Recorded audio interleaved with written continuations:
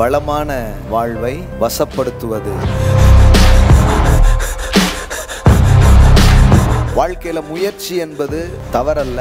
ஆனால் நீங்கள் வெறும் முயற்சி செய்வதற்காகவே படைக்கப்படாமல் நீங்கள் ஒரு இணைப்பில் வாழ படைக்கப்பட்டிருக்கிறீர்கள். காலி ஹாத் ஆயே காலி ஹாத் ஜாயே அப்படின்ட்டு ஒரு பிரசங்கத்தை பைபிள் செய்யல, இயேசு செய்யல. வாழ்க்கையின் போராட்டங்கள் மக்கள் போயிட்டு இருக்கிறாங்க. அந்த கூட்டத்துக்கு நடுவுல இயேசு நின்று பேசுறாரு, இவைகளெல்லாம் உங்களுக்கு கூட கொடுக்கப்படும்.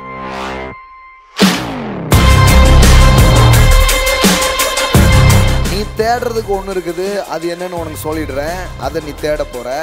அப்ப என்ன ஆகும்? இதெல்லாம் உன்னை தேடி வரும். எப்படி அட்ராக்ட் பண்ணிக்க போறீங்க, எப்படி கவர போறீங்க, இன்னும் சொல்ல போனா வசீகரிப்பது. எவ்வளவு விசேஷமானவன் நீங்க புரிஞ்சுக்கிட்டீங்கன்னா எல்லாமே நீங்க இழுத்துருவீங்க அப்படியே. சார், வாழ்க்கையின் தேவைக்கும் நான் விசேஷித்தவன்ங்கிறதுக்கும் என்னங்க சம்பந்தம் அப்படின்னு கேட்கலாம். பெரிய சம்பந்தம் இருக்கு. நீங்க அதை தான் காட்ட போறேன். கடவுளுக்கு என் தேவை பத்தி அக்கறையே இல்லை, கடவுள் என்னை கவனிக்கவே இல்லைங்கிறது தான் பெரிய பொய்.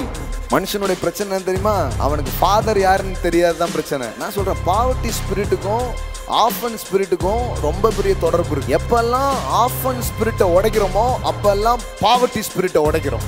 எனக்கு மட்டும் ஒரு அப்பா இருக்கிறாருன்னு புரிஞ்சிச்சுன்னா வாழ்க்கை செழிக்க ஆரம்பிச்சு. கடவுள் யாரையாவது பார்த்தாருன்னா கண்டிப்பா உங்களுக்கு என்ன சொல்லிடுவாரு? உனக்கு லேண்ட தரேன். சொல்றாங்க பாருங்க, நிலம் எங்கள் உரிமை, என் தங்கம் என் உரிமை.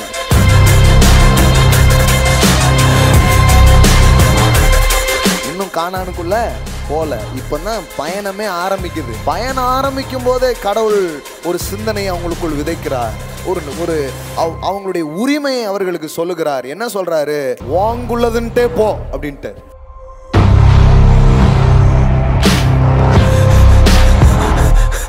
இந்த போதனையை கரெக்டா புரிஞ்சுக்கிட்டீங்கன்னா இது வரைக்கும் இல்லாத லேண்ட்லாம் நீங்க வாங்குவீங்க. இந்த இடத்துல நின்று இப்போ நீங்க இதை கேட்டுட்டு இருக்கீங்கன்னா உங்களுக்கு சொல்றேன், உங்களுக்கு சொந்தமா பல ஏக்கர்ஸ் லேண்ட் உங்களுக்கு வரப்போகிறது. சொந்தமாய் வீடுகளை நீங்கள் வாங்குவீர்கள், நிலங்களை நீங்கள் சுதந்திரிப்பீர்கள். நான் உங்களுக்கு சொல்லுகிறேன். ஆமென். கடவுள் லோதேபார் வைக்கல, ஹை தர்பார் வச்சிருக்கிறார். Lo Debar to high Darbar. இதை படிச்சீங்கன்னா உங்களுக்கு புரியும். ஸ்லம் டாக் மில்லினியர் கதையே இதில் தான் இருக்குது. ஸோ அந்த மாலையிலும் நாம் தொடர்ந்து தேவனுடைய வார்த்தையை படித்து வருகிறோம். கடவுள் எங்களே வனாந்தரத்தில் விட்டுறதில்ல, நட்டாத்தில் விட்டுட்டு போகிறவர் கிடையாது. தீயையும் தண்ணீரையும் கடந்து வந்தோம், செழிப்பான இடங்களில் கொண்டு வந்து விட்டீர். இது படித்தோம் போன வாரம். ஸோ இந்த வாரமும் நாம் தொடரப்போகிறோம்.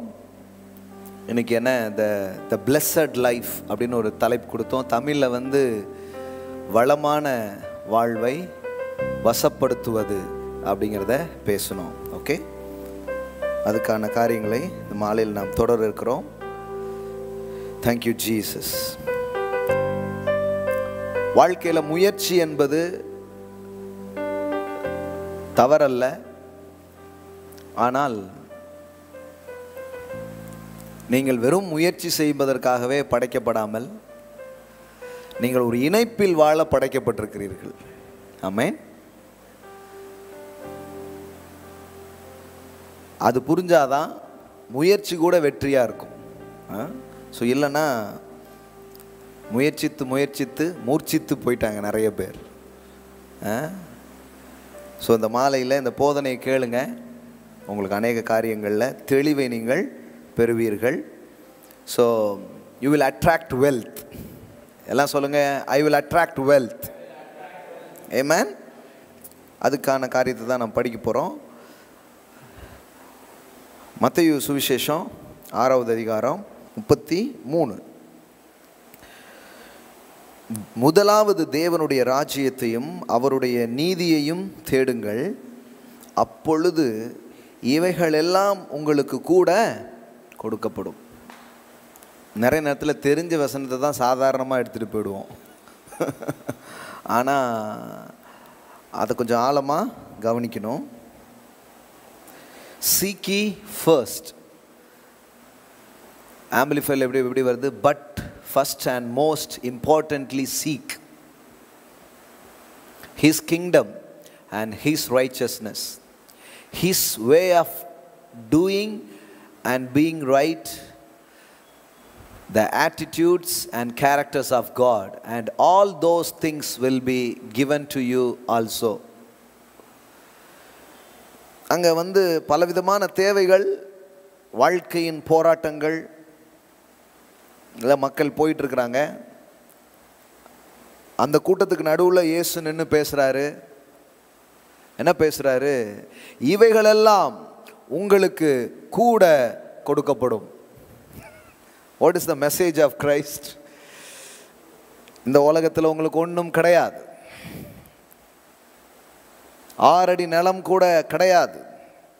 வெறுங்கையாய் வந்தோம், வெறுங்கையாய் போவோம். காலி ஹாத் ஆயே காலி ஹாத் ஜாயே அப்படின்ட்டு ஒரு பிரசங்கத்தை பைபிள் செய்யலை, இயேசு செய்யலை அப்படிங்கிறத சொல்ல விரும்புகிறேன். ஆமென். பைபிளுடைய பிரசங்கம் வித்தியாசமானது. அதனால தான் நான் சில வாரங்களுக்கு முன்பாக பேசினேன். இந்த உலகத்தில் ரொம்பவும் மிஸ் ரெப்ரசன்ட் பண்ணப்பட்ட ஒரு புக் இருக்குன்னா அது பைபிள். மிஸ் அண்டர்ஸ்டாண்டிங்கான ஒரு நபர் இருப்பார்னா அவர் ஜீசஸ் கிரைஸ்ட். ஆமென். அதனால் நம்மளை பற்றி இன்றைக்கி யாரும் தப்பாக புரிஞ்சுக்கிறதுல நாங்கள் வருத்தப்படுறதே இல்லை. ஏன்னா அண்ணானப்பட்ட பைபிளையே தப்பாக புரிஞ்சுருக்குறோம். அண்ணானப்பட்ட பெரிய அண்ணாச்சியே தப்பாக புரிஞ்சுக்கும் போது நம்மளை தப்பாக புரிஞ்சு விமர்சனம் பண்ணுறதுல நம்ம கவலைப்படுறதே இல்லை. பாருங்கள், வேதாகமத்தினுடைய செய்தியை மக்கள் இன்னும் உள்வாங்கிக்கல, புரிஞ்சுக்கல. புரிஞ்சுட்டா இன்னைக்கு இந்த உலகமே ஆண்டவர் பின்னாடி வந்துடும். ஏன்னா எல்லாரும் எதை தேடிக்கொண்டிருக்கிறார்களோ அதற்கான பதிலை தேவனுடைய வார்த்தை முன்வைக்கிறது. உங்கள் வாழ்க்கையின் பிரச்சனைகள், உங்கள் வாழ்க்கையின் தேவைகள், உங்கள் வாழ்க்கையின் கேள்விகள், உங்கள் வாழ்க்கையின் போராட்டங்கள் எதுவாக வேணாலும் இருக்கலாம். அதுக்கான தீர்வை தேவனுடைய சுவிசேஷம் முன்வைக்கிறது, தேவனுடைய வார்த்தைகள் முன்வைக்கிறது. அதனால தான் பாருங்கள், நாம் எப்போவுமே we speak answers. ஆமென். நீங்கள் என்ன பிரசங்கம் பண்ணுறீங்கன்னு கேட்குறாங்க. Simple, we speak answers. Amen. We speak answer for earthly question and heavenly answers. ஆமென். பூலோக கேள்விகளுக்கு பரலோக பதில்களை நாங்கள் பிரசங்கிக்கிறோம். ஆமென். God's answer to man's problems. மனிதனுடைய பிரச்சனைகளுக்கு தேவனுடைய தீர்வுகள் என்ன என்பதை நாங்கள் பிரசங்கம் செய்கிறோம். அதைத்தான் வேதாகமும் சொல்லுது. இயேசுவும் அதான் என்ன பண்ணுறாரு, பேசுகிறாரு. இயேசு வந்து இந்த போதனையை செய்யும்போது அங்கே மக்கள் வந்து பார்த்திங்கன்னா ரொம்ப அடிப்படையான தேவைகளுக்காக கஷ்டப்படுறதை பார்க்குறோம். எண்ணத்தை உண்போம், எண்ணத்தை உடுப்போம், எண்ணத்தை குடிப்போம், வாழ்க்கையின் காரியங்களுக்காக கவலைப்படுறாங்க. அப்போ வாழ்க்கையின் காரியங்களுக்காக கவலைப்படும் போது இயேசு என்ன சொல்கிறாருன்னா, இதெல்லாம் உங்களுக்கு வேண்டவே வேண்டாம், நீங்கள் இதுக்காகவா கவலைப்பட்டு இருக்கணும், இதெல்லாம் உங்களுக்கு தேவையே கிடையாது. அப்படி அங்கே ஒரு பிரசங்கத்தை அவர் முன்வைக்காமல் அவர் என்ன பேசுகிறார் அப்படின்னு பார்த்தா 32வது வசனம் பாருங்கள். இவைகளையெல்லாம் அஞ்ஞானிகள் நாடி தேடுகிறார்கள், இவைகளெல்லாம் உங்களுக்கு வேண்டியவைகள் என்று உங்கள் பரமபிதா அறிந்திருக்கிறார். அப்படின்னா என்னன்னா, இது எப்படி சொல்கிறது, அஞ்ஞானிகள் அப்படின்னு சொன்னால் தேவனை அறியாதவர்கள், ஜென்டைல்ஸ் அப்படின்னு வருதா, பேகன் அப்படின்னு வருது. For the pagan or gentiles eagerly seek all those things, but do not worry, for your heavenly Father knows that you need them. இதெல்லாம் உங்களுக்கு வேணும்னு உங்கள் அப்பா என்ன பண்ணியிருக்கிறாரு, அறிந்திருக்கிறார். நல்லா தெரிஞ்சுக்கோங்க, அவர்கள் அதையெல்லாம் நாடி தேடுகிறார்கள். இதுலேயே ஒரு மேட்ரு வந்துடுச்சு.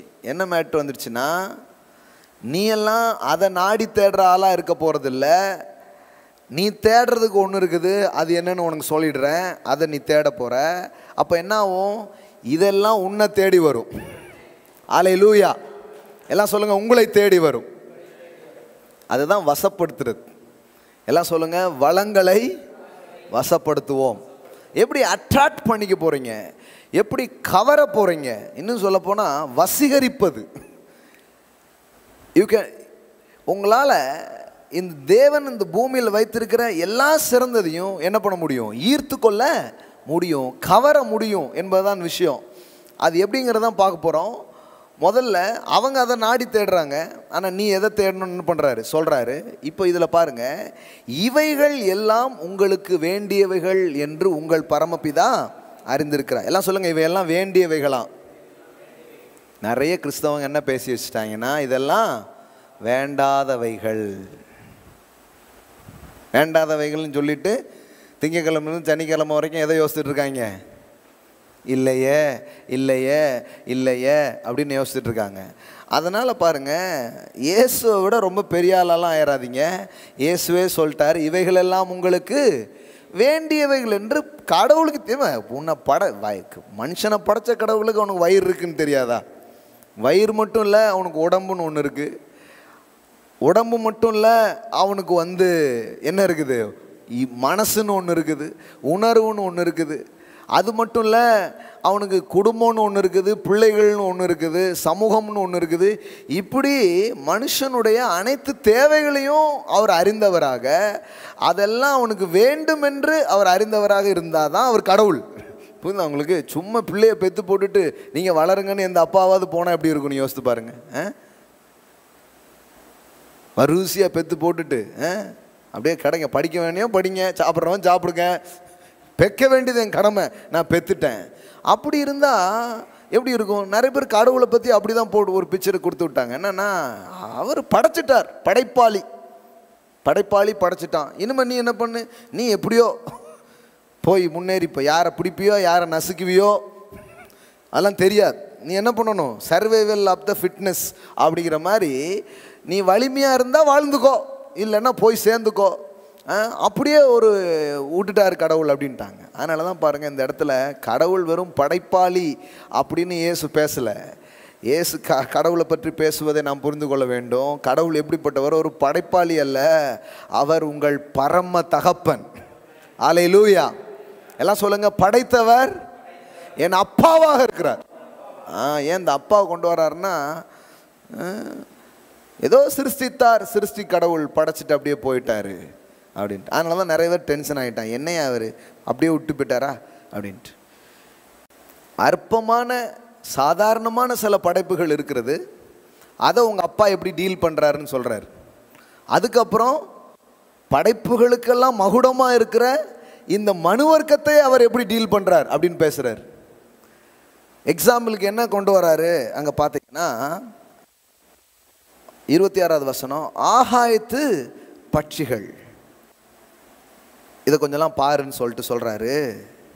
அதுக்கு விதைக்க தெரியாது, அறுக்கிறதுக்கும் தெரியாது, எஃப்டிலையும் சேவிங்லேயும் மியூச்சுவல் ஃபண்ட்ஸ்லையும் போட்டு வைக்கவும் தெரியாது. ஆனால் அவைகளையும் உங்கள் பரமபிதா பிழைப்பு ஊட்டுகிறார் அப்படிங்கிறார். அப்படின்னா என்னென்னா, பாருங்களேன், இது ரொம்ப கவனிக்கணும். அதான் நம்ம தெரிஞ்ச வசனத்தெல்லாம் அப்படியே விட்டு போயிடுவோம். சிலர் என்ன நினைக்கிறாங்கன்னா, படைச்சிட்டு கடவுள் போயிட்டாரு எங்கேயோ வெக்கேஷனுக்கு. இந்த காக்கா குருவிகள்லாம் என்ன பண்ணுது? அதுகள் பாட்டுக்கு ஓடி திரிஞ்சு என்னத்தையாவது பாட்டி வடை சுட்டா கையிலேருந்து பிடிக்கிட்டு போயிட்டு ஏதோ அது என்ன பண்ணுது? சாப்பிடுது போல அப்படின்னு நம்ம நினச்சிக்கிறோம். சாப்பிடுகிறது அப்படின்னு இயேசு சொல்லலை, நல்லா தெரிஞ்சுக்கோங்க.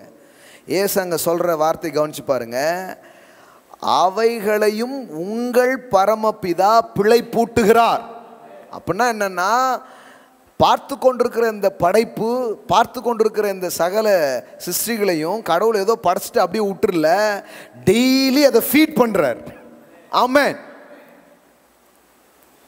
ஏதோ ஒரு அதாவது இந்த கிரியேஷன் ஒரு கிளாக் மாதிரி செட் பண்ணி வச்சுட்டு சர்ன்னு இப்படி சுற்றிட்டே இருக்குது அப்படி நினச்சிக்க கூடாது. அப்படி ஒரு சுழற்சியை வச்சுட்டு போயிட்டாரு, அந்த சுழற்சியின் கீழே எல்லாத்துக்கும் சாப்பாடு கிடைச்சிருது அப்படி சொல்ல. இங்க என்ன சொல்லியிருக்குன்னா, அவர் எடுத்து ஊட்டுகிறார். பிழைப்பு என்ன பண்றாரு? ஊட்டுகிறார், பிழைப்பு ஊட்டுகிறார். அப்படின்னா என்ன அர்த்தம்? ஃபீட் பண்றார். ஏதோ அங்கங்க வச்சுட்டாரு கிடைச்சிரும் அப்படி சொல்ல. அவர் ஃபீட் பண்ணுறார். அதாவது அதனுடைய தேவை சந்திக்கப்படுறதுக்கு அவர் ஒரு காரியத்தை என்ன பண்ணுறாராம், செய்கிறாராம். அப்படி சொல்லிட்டு டக்குன்னு எப்படி கனெக்ட் பண்ணுறாரு பாருங்க. அவைகளை பார்க்கிலும் நீங்கள் விசேஷித்தவர்கள் அல்லவா. எல்லாம் சொல்லுங்க, நீங்கள் விசேஷித்தவர் அல்லவா. சார், வாழ்க்கையின் தேவைக்கும் நான் விசேஷித்தவன்கிறதுக்கும் என்னங்க சம்மந்தம் அப்படின்னு கேட்கலாம். பெரிய சம்மந்தம் இருக்குது. இன்றைக்கி அதை தான் காட்ட போகிறேன். நீங்கள் எவ்வளோ விசேஷமானவன் நீங்கள் புரிஞ்சுக்கிட்டீங்கன்னா எல்லாமேத்தையும் நீங்கள் இழுத்துருவீங்க. அப்படியே எல்லாத்தையும் நீங்கள் அட்ராக்ட் பண்ண ஆரம்பிப்பீங்க. எல்லாவற்றையும் வசீகரிக்க ஆரம்பிச்சிருவீங்க. எல்லாம் உங்கள் பட்சம் வர்றதை நீங்கள் என்ன பண்ணுவீங்க, பார்க்க ஆரம்பிப்பீங்க.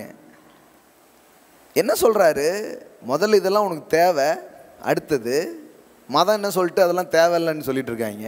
இதெல்லாம் உங்களுக்கு வேண்டியவைகள்னு உங்கள் அப்பா தெரிஞ்சு வச்சிருக்கிறார். தெரிஞ்சு வச்சது மட்டும் இல்லை, உன்னை விட சிறிய படைப்புகளாக இருக்கிற ஆகாயத்து பறவைகளாக இருக்கலாம், காட்டு புல்லாக இருக்கலாம், அதை என்ன பண்ணுறாராம், உடுத்து விற்கிறார். ட்ரெஸ் போட்டு விடுறாருன்னே போட்டிருக்குங்க. ஏதோ அது இயற்கையில் அப்படியே தன்னால் அப்படி வந்துடுதுங்க, அப்படி போடல. உங்கள் அதுக்கு பிழை பூட்டுகிறார் அப்படின்னு சொல்லிட்டு இதுக்கு என்ன போடுறாரு, இது என்ன பண்ணுறாரு, இதை உடுத்து விற்கிறார். இன்றைக்கு 30வது வசனம், இன்றைக்கு இருந்து நாளைக்கு அடுப்பில் போடப்படும் காட்டு புல்லுக்கு தேவன் இவ்விதமாய் உடுத்து வித்தால் உங்களுக்கு உடுத்து விப்பது அதிக நிச்சயம் அல்லவா. என்ன சொல்றாரு, புல்லுக்கு உடுத்து விற்கிறார, புள்ளைக்கு செய்ய மாட்டாரா? ஹலோ,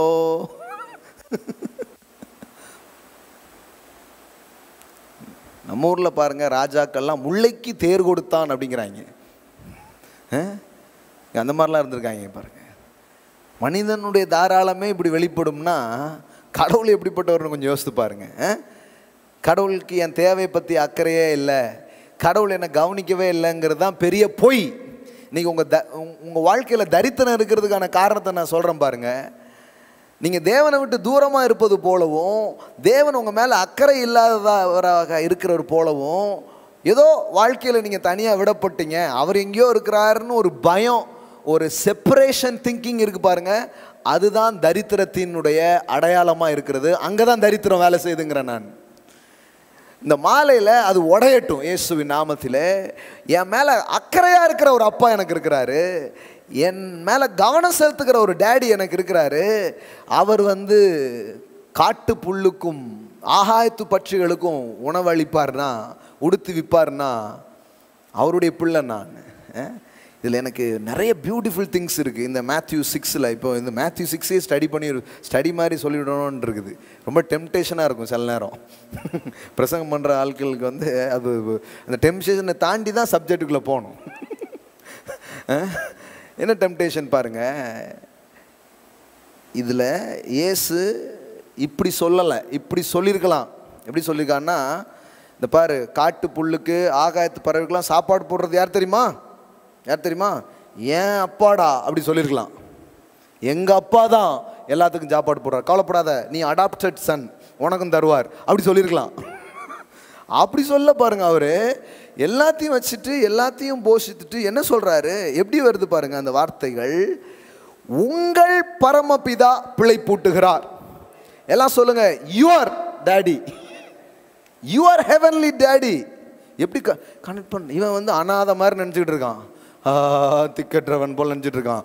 அவர் சொல்கிறாரு, உங்கள் அடுப்படியில் தான்ப்பா சாப்பாடே நடக்குதுங்கிறார். உங்கள் வீட்டில் தான் சாப்பாடு செஞ்சு ஊருபுறம் பொட்டலம் போயிட்டு இருக்குது. நீ ரோட்டில் நின்று எனக்கு ஒன்றுமே கிடைக்கலன்னு நினச்சிட்டு இருக்கிற, சோறே உங்கள் வீட்டில் தான்டா ஆகுது. அதனால தான் அந்த கெட்டகுமாரன் கதையில் பார்த்தீங்கன்னா அவன் நினைக்கிறானா, எங்கள் அப்பா வீட்டில் வேலைக்காரன் கூட திருப்தியாக சாப்பிட்றான். மனுஷனுடைய பிரச்சனை என்ன தெரியுமா, அவனுக்கு ஃபாதர் யாருன்னு தெரியாது தான் பிரச்சனை. அந்த ஃபாதர் அவன் மேலே அக்கறையாக இருக்கிறாருன்னு தெரியாது தான் பிரச்சனை. நீங்கள் நினைக்கலாம், இதுக்கும் செழிப்புக்கும் சம்மந்தம் இருக்கா, இதுக்கும் வெற்றிக்கும் சம்மந்தம் இருக்கா, இதுக்கும் வாழ்க்கையின் முன்னேற்றக்கும் சம்மந்தம் இருக்கான்னா ரொம்ப சம்மந்தம் இருக்கு, ரொம்ப சம்மந்தம் இருக்கு. அதனால தான் இயேசு இதை கனெக்ட் பண்ணி பேசுகிறாரு. என்ன சொல்கிறாரு, உங்கள் பரமபிதா. எல்லாம் சொல்லுங்க, யுவர் ஃபாதர். எல்லாம் சொல்லுங்க, மை ஃபாதர். அந்த இடத்துல வந்து அவர் வேற மாதிரி கூட சொல்லியிருந்திருக்கலாம்.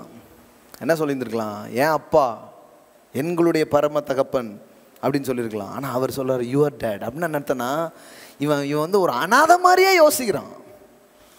அந்த எண்ணத்தை தான் உடைக்கிறார். நான் சொல்கிறேன், பாவர்ட்டி ஸ்பிரிட்டுக்கும் ஆஃபன் ஸ்பிரிட்டுக்கும் ரொம்ப பெரிய தொடர்பு இருக்குது. எப்பெல்லாம் ஆஃபன் ஸ்பிரிட்டை உடைக்கிறோமோ அப்பெல்லாம் பாவர்ட்டி ஸ்பிரிட்டை உடைக்கிறோம். எப்பெல்லாம் அநாதையின் மனநிலையை நாம் உடைத்து ஜனங்களை வெளியே கொண்டு வருகிறோமோ அப்பொழுதே தரித்திர மனநிலையும் நாம் உடைக்கிறோம் என்ற அர்த்தம். ஏனென்றால் அநாதையாய் நான் இருக்கிறேன், திக்கற்றவனாய் நான் இருக்கிறேன், யாருமே என்னை கவனிக்கலை அப்படின்னு நினைக்கிறது தான் மக்களை தரித்திரத்தில் வைத்திருக்கிறது. இல்லாமையிலும் இயலாமையிலும் அவர்கள் வாழ்வதற்கு அதுதான் காரணமாக இருக்கு. எனக்கு மட்டும் ஒரு அப்பா இருக்கிறாருன்னு புரிஞ்சிருச்சுன்னா வாழ்க்கை செழிக்க ஆரம்பிச்சிடும். ஆமென். எல்லாம் சொல்லுங்க, பிதா உண்டு, நீங்கள் அநாதைகள் அல்ல. ஆமென். இப்போ நீங்கள் யாருங்கிறத உங்களுக்கு புரிய வைக்கிறது தான் வளங்களை வசப்படுத்துவதற்கான வழியாக இருக்கிறது. ஓகே, இப்படி சொல்லிட்டு தான் ஏசு சொல்கிறாரு, இதெல்லாம் பார்த்து கவலையே படாத. சொல்லுங்க, கவலைப்படாதிருங்கள். ஏன்னா அந்த ஒரி எல்லாத்தையும் பிளாக் பண்ணக்கூடியது, அடைக்கக்கூடியது. அதனால் கவலைப்பட்டு இருக்காத, இதை புரிஞ்சுக்கோன்னு சொல்லிட்டு இப்போ சொல்கிறாரு, முதலாவது தேவனுடைய ராஜ்யத்தையும் அவருடைய நீதியையும் தேடுங்கள், அப்பொழுது இவைகளெல்லாம் உங்களுக்கு கூட கொடுக்கப்படும். ஏதோ உனக்கு கிடைக்கும் அப்படிங்கிறது மட்டும் சொல்லலை, all things added and to you. எல்லாம் சொல்லுங்கள், ஆடட் அண்ட் டு யூ. எல்லாம் சொல்லுங்கள், எல்லாம் எனக்கு கூட கொடுக்கப்படும். ஆமென். இந்த வார்த்தையை பேசுங்க. ஒவ்வொரு நாளும் எனக்கு என்ன கிடைக்கும், அப்படியே இந்த சம்பளத்திலே தான் நான் வாழ போகிறேனாக்கும் அப்படிலாம் சொல்லாமல் எல்லாம் எனக்கு கூட கொடுக்கப்படும் என்று இயேசு சொல்லியிருக்கிறார். ஆமென். என் வருமானம் பெருகுன்னு சொல்லுங்கள். எனக்கான இன்கம்ஸ் எல்லாம் என்ன பண்ணும், பெருகும் அப்படின்னு சொல்லுங்கள். எனக்கு கூட கொடுக்கப்படும். என் பிதாவை அறியும் போது, கிறிஸ்துக்குள்ளே நான் யாருங்கிறத தெரிஞ்சுக்கும் போது எல்லாம் எனக்கு கூட கொடுக்கப்படும். All things added and you அப்படிங்கிறது தான் முக்கியமாக இருக்குது. சரி, இப்போ போகலாம். இந்த போதனையில் நம்ம புரிஞ்சிக்க வேண்டியது என்ன அப்படின்னு சொன்னால், மத்தேயு 6:38 அடிப்படையில் ஒரு பார்வை நமக்கு கிடைக்குது. என்ன பார்வை கிடைக்குதுன்னா, எல்லா படைப்புகளையும் கடவுள் இவ்வளவு அக்கறையாக பார்ப்பார்னா அவர் சொந்த பிள்ளையாக இருக்கிற உங்களை என்னையும் எப்படி பார்ப்பார்? ஆமென். எல்லாம் சொல்லுங்கள், நான் பிள்ளை. அதான் சொல்லிட்டேன், புல்லுக்கு செய்வார்னா பிள்ளைக்கு செய்ய மாட்டாரா?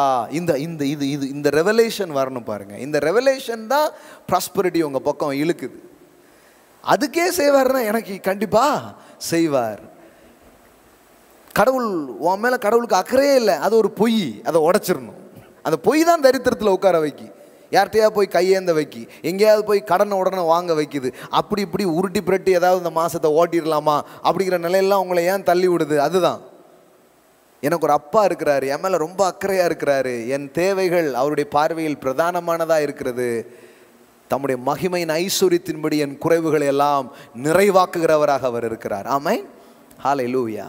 My God shall supply all my needs. Paul சொல்கிறாரு. ஒருவேளை சிலர் இதை படிச்சுக்கிட்டு என்ன யோசிக்கக்கூடாதுன்னா, வெறும் சட்ட துணி தருவார், வயிற்றுக்கு தருவார் அப்படின்னு மட்டும் யோசிச்சுட்டு போயிடக்கூடாது. பிலிப்பியர் 4:19 பவுல் பேசும்பொழுது அதை இன்னும் விரிவுபடுத்தி பேசுகிறார். என் தேவன், பவுல் சொல்கிறாரு, இவங்கெல்லாம் பாருங்களேன் கடவுளை எப்படி பார்த்துருக்காங்க பாருங்க. என் தேவன், my God will liberally supply, fill until full you every need according to his richness in glory in Jesus Christ. எப்படி வருது பாருங்க, என் தேவன் தம்முடைய ஐஸ்வரியத்தின்படி உங்கள் குறைவுகளை எல்லாம், எல்லாம் சொல்லுங்க, குறைவுகளை எல்லாம். சில சொல்லுவாங்க பாருங்க, பாலசேகர் பாருங்க வெறும் சட்ட துணி தருவன்னாரு, சாப்பாடு தருவன்னாரு, மற்றதெல்லாம் எப்படி நம்ம சேர்க்க முடியும்? அதிலே வந்துடுச்சு, ஆல் திங்ஸ் ஆடட் அன்டு யூனா எல்லாமே உனக்கு கூட கொடுக்கப்படும். ஆனாலும் சிலருக்கு இன்னும் டவுட்டாகவே இருக்கும், அது வந்து எல்லாம்னா சாப்பாடு மட்டும் எல்லாம் தருவார், ஃபுல் மீல்ஸ் அப்படின்றாங்க. அதனால தான் பவுல் சொன்னதையும் சேர்த்தே படிச்சிடலாம். அங்கே என்ன போட்டிருக்குது, என் தேவன் தம்முடைய ஐஸ்வரியத்தின்படி உங்கள் குறைவுகளை எல்லாம், எல்லாம் சொல்லுங்கள், குறைவுகளை எல்லாம்.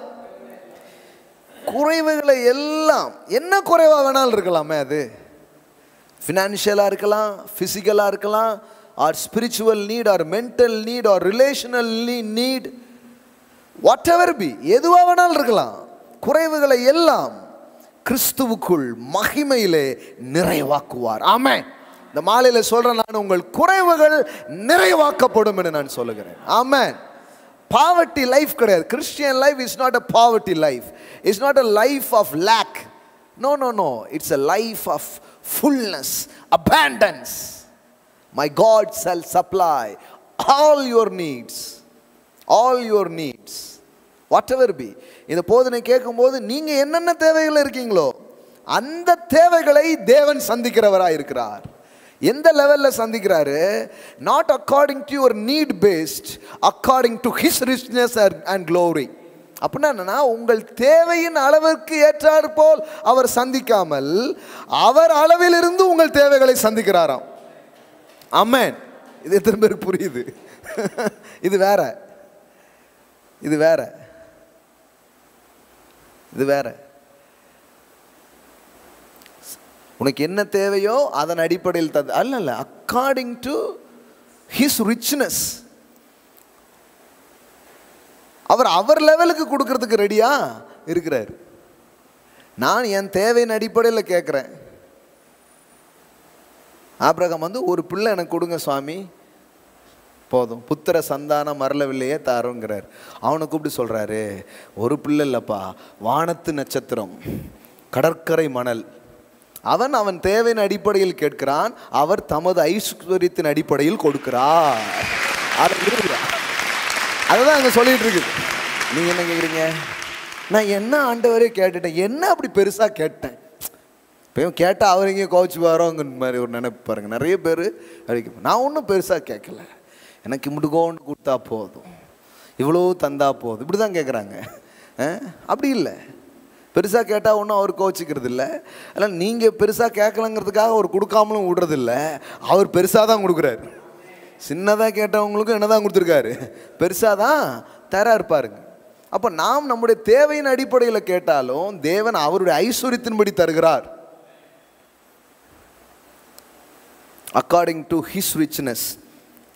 அப்போ பாருங்கள், குறைவுகள்லாம் நிறைவாகி நல்லா இருக்கிறது தான் பவுல் சொல்கிறார்.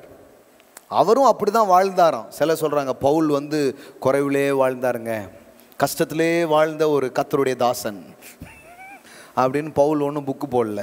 பவுல் சொல்கிறாரு, 18வது வசனம் பாருங்கள்.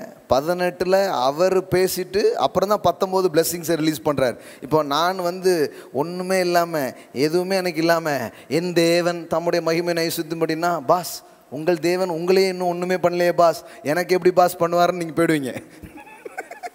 கரெக்டா?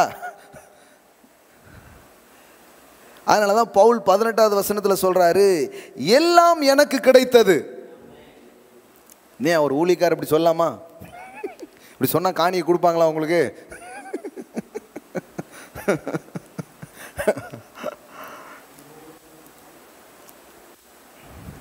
இன்னைக்கு பேங்க்கில் மேனேஜரோட பேசிகிட்டு இருக்கும்போது, சார் உங்களுக்கு நீங்கள் பாஸ்டர் தானே, மற்றபடி உங்களுக்கு என்ன சொன்னால், எனக்கு பலவிதமான இன்கம்ஸ் இருக்குது, உங்களுக்கு தெரியாது. சர்ச்சிலேருந்து எனக்கு கொஞ்சம் சேலரி நான் எடுத்துக்கிறேன், அதை தாண்டி நான் வெளியில் ப்ரீச் பண்ணுறேன், மோட்டிவேஷனல் கிளாஸ் நடத்துகிறேன், அதெல்லாம் எனக்கு இன்கம்ஸ் வருது. என்னுடைய புக்கு விற்கிது, நான் பேசுகிற பென்ட்ரைவ்ஸ்லாம் சேல் ஆகுது, இன்னும் நிறைய பிஸ்னஸ்லாம் யோசிச்சிட்டே இருக்கேன் சார். நான் பார்க்குறேன், நீங்கள் பாஸ்டராக இருந்துக்கிட்டு எல்லாத்தையும் எப்படி மேனேஜ் பண்ணுறீங்க அப்படின்ட்டு. இதில் என்ன இருக்குது? என்னெல்லாமோ நாட்டில் மக்கள் பண்ணிகிட்ருக்குறாங்க, அது அதுக்கு ஆள் வச்சா எல்லா வேலையும் என்ன பண்ணுது, நடக்குது. மாதம் இவ்வளோ இந்த மாதிரி எனக்கு ஒரு இன்கம்ஸு இருக்குது அப்படின்னா அப்படி பார்க்குறாங்க. சார் யாருமே எனக்கு லோன் தர மாட்டேங்காங்கப்பா சார், நீங்கள் தரீங்கன்னா அவன் பேங்க்காரன் யோசிச்சிருவான். சிலர் அப்படி போய் இவங்களுடைய இதை போய் காட்டுறது, ஒரு வேலை எனக்கு உதவலை, நீனாலும் உதவுனா அவன் பார்ப்பான், அப்போ நான் தான் இழிச்சவாயனா. பவுல் பாருங்க, எல்லாம் எனக்கு கிடைத்தது, பரிபூரணமும் உண்டாயிருக்கிறது, அப்படி தான் பேசியிருக்கிறார். எல்லாம் சொல்லுங்கள், எல்லாம் எனக்கு கிடைச்சது, பரிபூர்ணமும் உண்டாயிருக்கிறது. இப்படி ஒரு ஊழியக்கார் வாயில் வந்து கேட்கும்போது எப்படி இருக்குது பாருங்க. ஒரு குறைவுமே இல்லை. நான் அன்றைக்கி சொன்னேன், இந்த லாக்டவுன் டைமில் சர்ச்சு திறக்கல, லைவ் சர்வீஸ் மட்டும்தான் எல்லாம் இருந்தது. நான் உண்மையிலே ஆண்டவருக்கு மகிமையாக சொல்கிறேன், எல்லாம் எனக்கு கிடைத்தது, ஒரு குறைவும் இல்லை. ஆமென். எல்லா செக்கும் வழக்கம் போல் எழுதணும், எல்லா இடத்துக்கும் பே பண்ணோம், எல்லா காரியத்தையும் செஞ்சோம். அதெல்லாம் தாண்டி கொஞ்சம் பேருக்கு உதவுற மாதிரி ஆண்டவர் பண்ணி விட்டார். ஹல்லேலூயா. ஏன்னா இப்போ நான் சொல்கிறேன் பாருங்க, என் தேவன் இப்போ சொன்னா எந்த தேவனை பற்றி சொல்கிறீங்க? என் தேவனை பற்றி தான் பேசிகிட்டு இருக்கேன். லாக்டவுன்லேயும் பல லட்சங்களை என்னுடைய அக்கௌண்ட்டில் கொண்டு வந்து போட்ட என் தேவன். My God shall supply all your needs according to His richness and glory in Jesus Christ. Amen. Pavul இந்த வார்த்தையை ஒரு ஆஃபரிங்ஸை வாங்கிட்டு தான் சொல்லியிருக்கிறாரு. யார் ஆஃபரிங் கொடுத்தான்னா, இந்த பிலிப்பு சபை அவர் கொடுத்தது. பாலுடைய மினிஸ்ட்ரியில் அவங்க என்ன பண்ணுறாங்க? சோ பண்ணுறாங்க. they are partnering in Paul's ministry. ஆமென். நிறைய பேர் they are partnering in Balasekar ministries. அப்போ அவங்களுக்கு நான் கண்டிப்பாக சொல்லுவேன், யூ ஆர் கனெக்டட், இதில் கனெக்டடாக இருக்கீங்களா? அப்போ நான் கண்டிப்பாக சொல்லுவேன், என் தேவன் my God shall supply all your needs. உங்களால் அனுப்பப்பட்டவைகளை சுகந்த வாசனையையும் தேவனுக்கு பிரியமான உகந்த பலியுமாக எப்பாப்ராத்துவின் கைகளில் வரப்பற்றி கொண்டபடியினால் நான் திருப்தி அடைந்திருக்கிறேன். இன்னும் நல்ல ஊழியத்தில் விதைங்க, இன்னும் இப்படிப்பட்ட காரியங்களில் ஈடுபடுங்கன்னு பவுல் உற்சாகப்படுத்துகிறார். நம்ம இன்றைக்கி இப்படி சொல்லும்போது என்ன ஆயிடுச்சுன்னா, நீங்கள் அதெல்லாம் அப்படிலாம் தூண்டக்கூடாது ஜனங்கள் அப்படிங்காங்க. பவுல் சொல்கிறார் பாருங்க, 14வது வசனம், உபகாரத்தை நான் நாடாமல் உங்கள் கணக்குக்கு பலன் பெருகும்படியே நாடுகிறேன். அப்படின்னா என்ன? என் அக்கௌண்ட்டில் ஏறதுக்காக நான் பேசலை, உங்கள் அக்கௌண்ட்லாம் ஏற போகுதுங்கிறாரு. ஹல்லேலூயா. உங்கள் அக்கௌண்ட்டில் ஏற போகுது. ஆமென். அப்போ ஒருத்தர் நீங்கள் இந்த இந்த இந்த இந்த இதை புரிஞ்சுக்கோங்க, இப்படி புரிஞ்சு ஒரு வாழ்க்கை வாழுங்கன்னா, ஏதோ பவுல் சொல்கிறாரு, ஏதோ ஏன் கணக்குக்கு பெருகணுங்கள, என் கணக்கில் எப்போவுமே எல்லாமே வந்துக்கிட்டு தான் இருக்கும். ஆனால் ஏன் மக்களுக்கு அதை பிரசங்கம் பண்ணுறாரு? அதை ஒரு கடிதமாக எழுதி ஏன் சொல்கிறாருன்னா, உங்கள் கணக்குக்கு பலன் பெருக வேண்டும். ஆமென். நான் சொல்கிறேன், இன்றைக்கி இந்த வார்த்தையை கேட்டு இப்படி இந்த மாதிரியான நல்ல இருதயத்தோடு கனெக்டடாக இருக்கிற பிள்ளைகளுக்கு சொல்கிறேன், உங்கள் அக்கௌண்ட்டில் பலன் பெருகுவதாக நான் பேசுகிறேன், உங்கள் களஞ்சியங்கள் நிரம்புவதாக நான் பேசுகிறேன். என் தேவன் என் அக்கௌண்ட்டை வத்தாமல் பார்த்துக்கிற தேவன், என் களஞ்சியத்தை நிரப்பிக்கொண்டே இருக்கிற தேவன் உங்கள் களஞ்சியங்களை நிரப்புவாராக நான் சொல்லுகிறேன். ஆமென். அப்படி தான் ஆசீர்வதிக்கணும் பாருங்களேன். அனுபவிக்கிறான், கையில் வாங்கிக்கிறான், அப்படியே என்ன பண்ணுறான்? பிளஸ் பண்ணுறாரு. ஆமென். சரி, அப்போ எல்லா தேவைகளும் சந்திக்கப்படுறது தான் இயேசு அங்கே பேசினார். பவுலுடைய வார்த்தையிலிருந்தும் அதை என்ன பண்ண முடியுது? நாம் உறுதிப்படுத்தி கொள்ள முடிகிறது. இன்னும் வேதாகமத்தில் நிறைய இடத்துல இருக்குது. இப்படியே போனோன்னா நிறைய என்ன பண்ணலாம், படிக்கலாம். கர்த்தரை தேடுகிறவர்களுக்கு ஒரு நன்மையும் குறைபடாது. கர்த்தர் என் மேய்ப்பராக இருக்கிறார், நான் தாழ்ச்சி அடையேன். அப்போ அதை ஆங்கிலத்தில் எப்படி சொல்கிறாங்க, எப்படி வருது? I shall not lack, I shall not want. எனக்கு தேவையே ஒன்றும் இல்லை, என் பாத்திரம் நிரம்பி வழியுதுன்ட்டார். ஆமென். பாத்திரத்தில் கொஞ்சோல ஊற்றுனா போதாதா ஐயா? இல்லை, நிரம்பி வழியிற அளவு ஊற்றுறார். சில பேருக்கு வழிஞ்சிடக்கூடாது. இல்லைங்க, வழிஞ்சாதான் நீங்கள் 4 பேருக்கு கொடுக்க முடியும். உங்கள் மூலமாக நீங்கள் நிரம்பி நீங்கள் என்ன பண்ணணும்? வழியணும். அதை தான் நான் பேசிக்கிட்டே இருக்கிறேன். ஓகே, உள்ளே போகலாம். இப்போ இந்த போதனையை செய்யும்போது மனிதர்களை விசேஷித்தவர்கள்னு சொல்கிறாரு. மனிதர்கள் எவ்வளோ உயர்ந்தவங்க அப்படிங்கிறத அவங்களுக்கு எடுத்து காட்டுகிறார். காட்டும்போது எப்படி இருக்குது பார்த்தீங்கன்னா, இந்த வானம், இந்த பூமி, இந்த உலகத்தில் இருக்கிற சகல காரியமும் மனுஷனுக்காக சிருஷ்டிக்கப்பட்டிருக்கு. ஆமென். உங்களுக்கு தெரியுமா, இந்த பூமியில் இருக்கிற எல்லாவற்றையும் கடவுள் உங்களுக்காக படைச்சார். இது உங்களுக்கு அப்படியே அடிக்கணும், லைட் அடித்த மாதிரி. எல்லாம் சொல்லுங்க, எல்லாம் எனக்காக படைச்சிருக்கிறார். ஆமென். ஓடுகிற ஆறு, இருக்கிற தங்கம், இருக்கிற பெட்ரோல், இருக்கிற விஷயம், இந்த பூமியில் என்னென்ன நலமானவைகள் இருக்கோ, சிறந்தவைகள் இருக்கோ, தேவன் எதெல்லாம் படைச்சாரோ அது யாருக்காக படைச்சாரு? மனுஷனுக்காக படைச்சாரு. அது மட்டும் இல்லை, உங்களுக்காக அது படைக்கப்பட்டது என்பது உங்களுக்கு தெரிய வேண்டும். ஆமென். இந்த போதனையை வேதாகமோ ஆழப்படுத்துகிறது. அதை தான் இன்னைக்கு உங்களுக்கு காட்ட நான் விரும்புகிறேன்.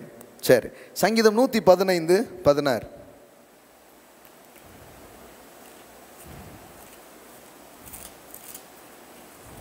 எப்படி நீங்கள் இழுத்து கொள்ளுவீங்க வளங்களை? 115:16. வானங்கள் கர்த்தருடையவைகள், பூமியையோ மனுபுத்திரருக்கு கொடுத்தார்.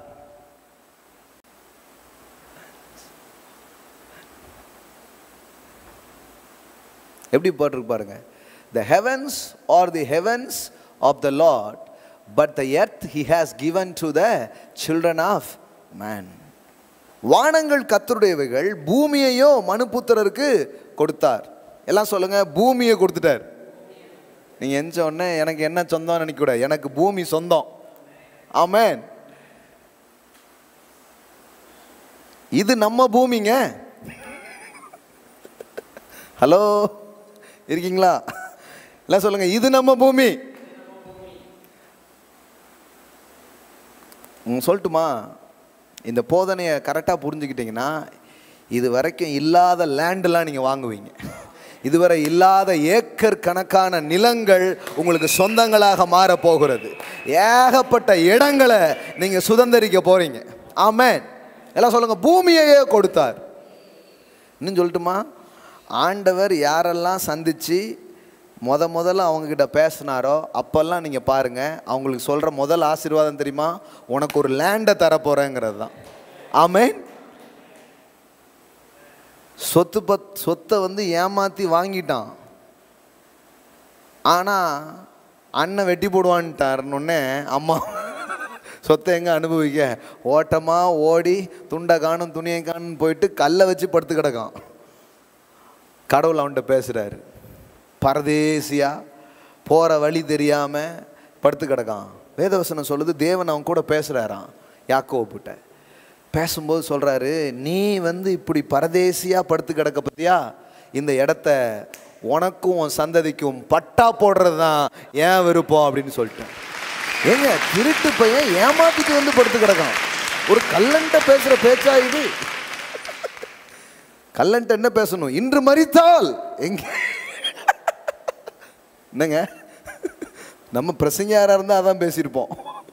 நல்ல வேலை ஆண்டவர் பிரசங்கியாரா இல்லை. 28 சொல்றாரு, நான் உன் தகப்பனாகிய ஆபிரகாமின் தேவனும் ஈசாக்கின் தேவனுமாகிய கர்த்தர், நீர் படுத்திருக்கிற பூமியை உனக்கும் உன் சந்ததிக்கும் தருவேன். ஆமென். படுத்திருக்கிற அந்த பூமியை கடவுள் சொல்றாரு, உனக்கும் உன் சந்ததிக்கும் தருவேன். நீ வந்து சொத்துக்கு ஆசைப்பட்டுதானே அண்ணன் வந்து ஏமாத்தின, அந்த வழியில் இல்லைப்பா, நான் உனக்கு தரேன் அப்படிங்கிறார். பா, ஒரு மனுஷன் பாருங்களேன், கடவுள் வந்து உனக்கு நான் தருவேன் அப்படிங்கிறார்.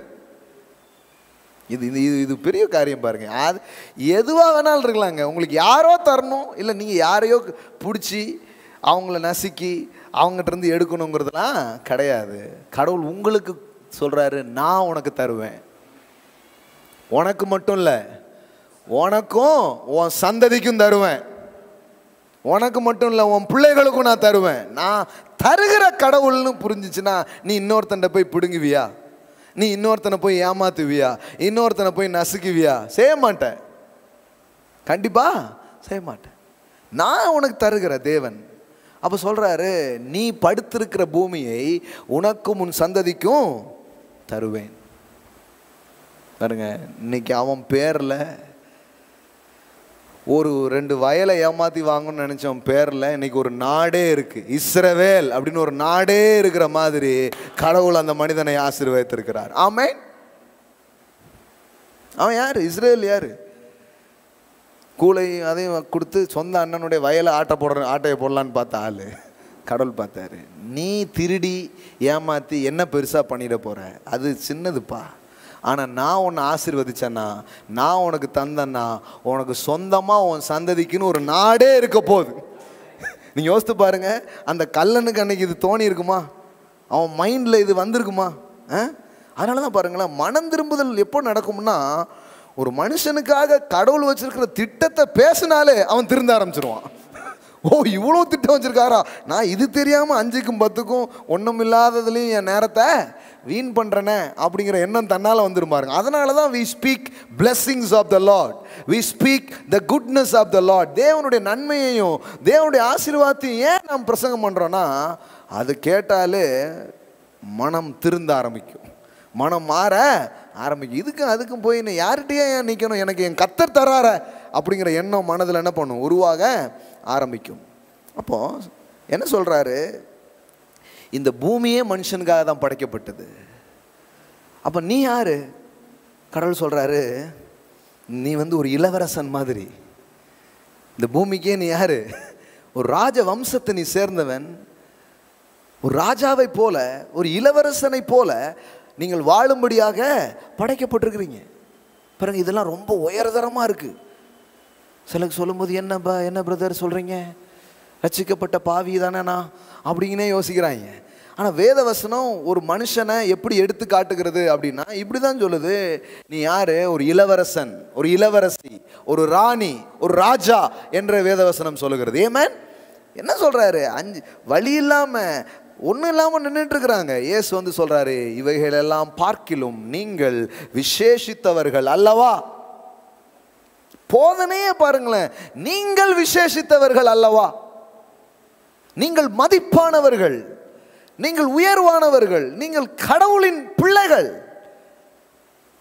கடவுளின் பிள்ளைகள்னா என்ன? கடவுள் ராஜாதி ராஜா, நீங்க ராஜா. இது உங்களுக்கு தெரியுமா? இது தெரிஞ்சா முதல்ல மனதிலையும் நம்பிக்கைன்னு இருக்கிற அந்த தரித்திரம் உடைய ஆரம்பிக்கும். ஆமா, அது அப்படியே பிரேக் ஆகும்.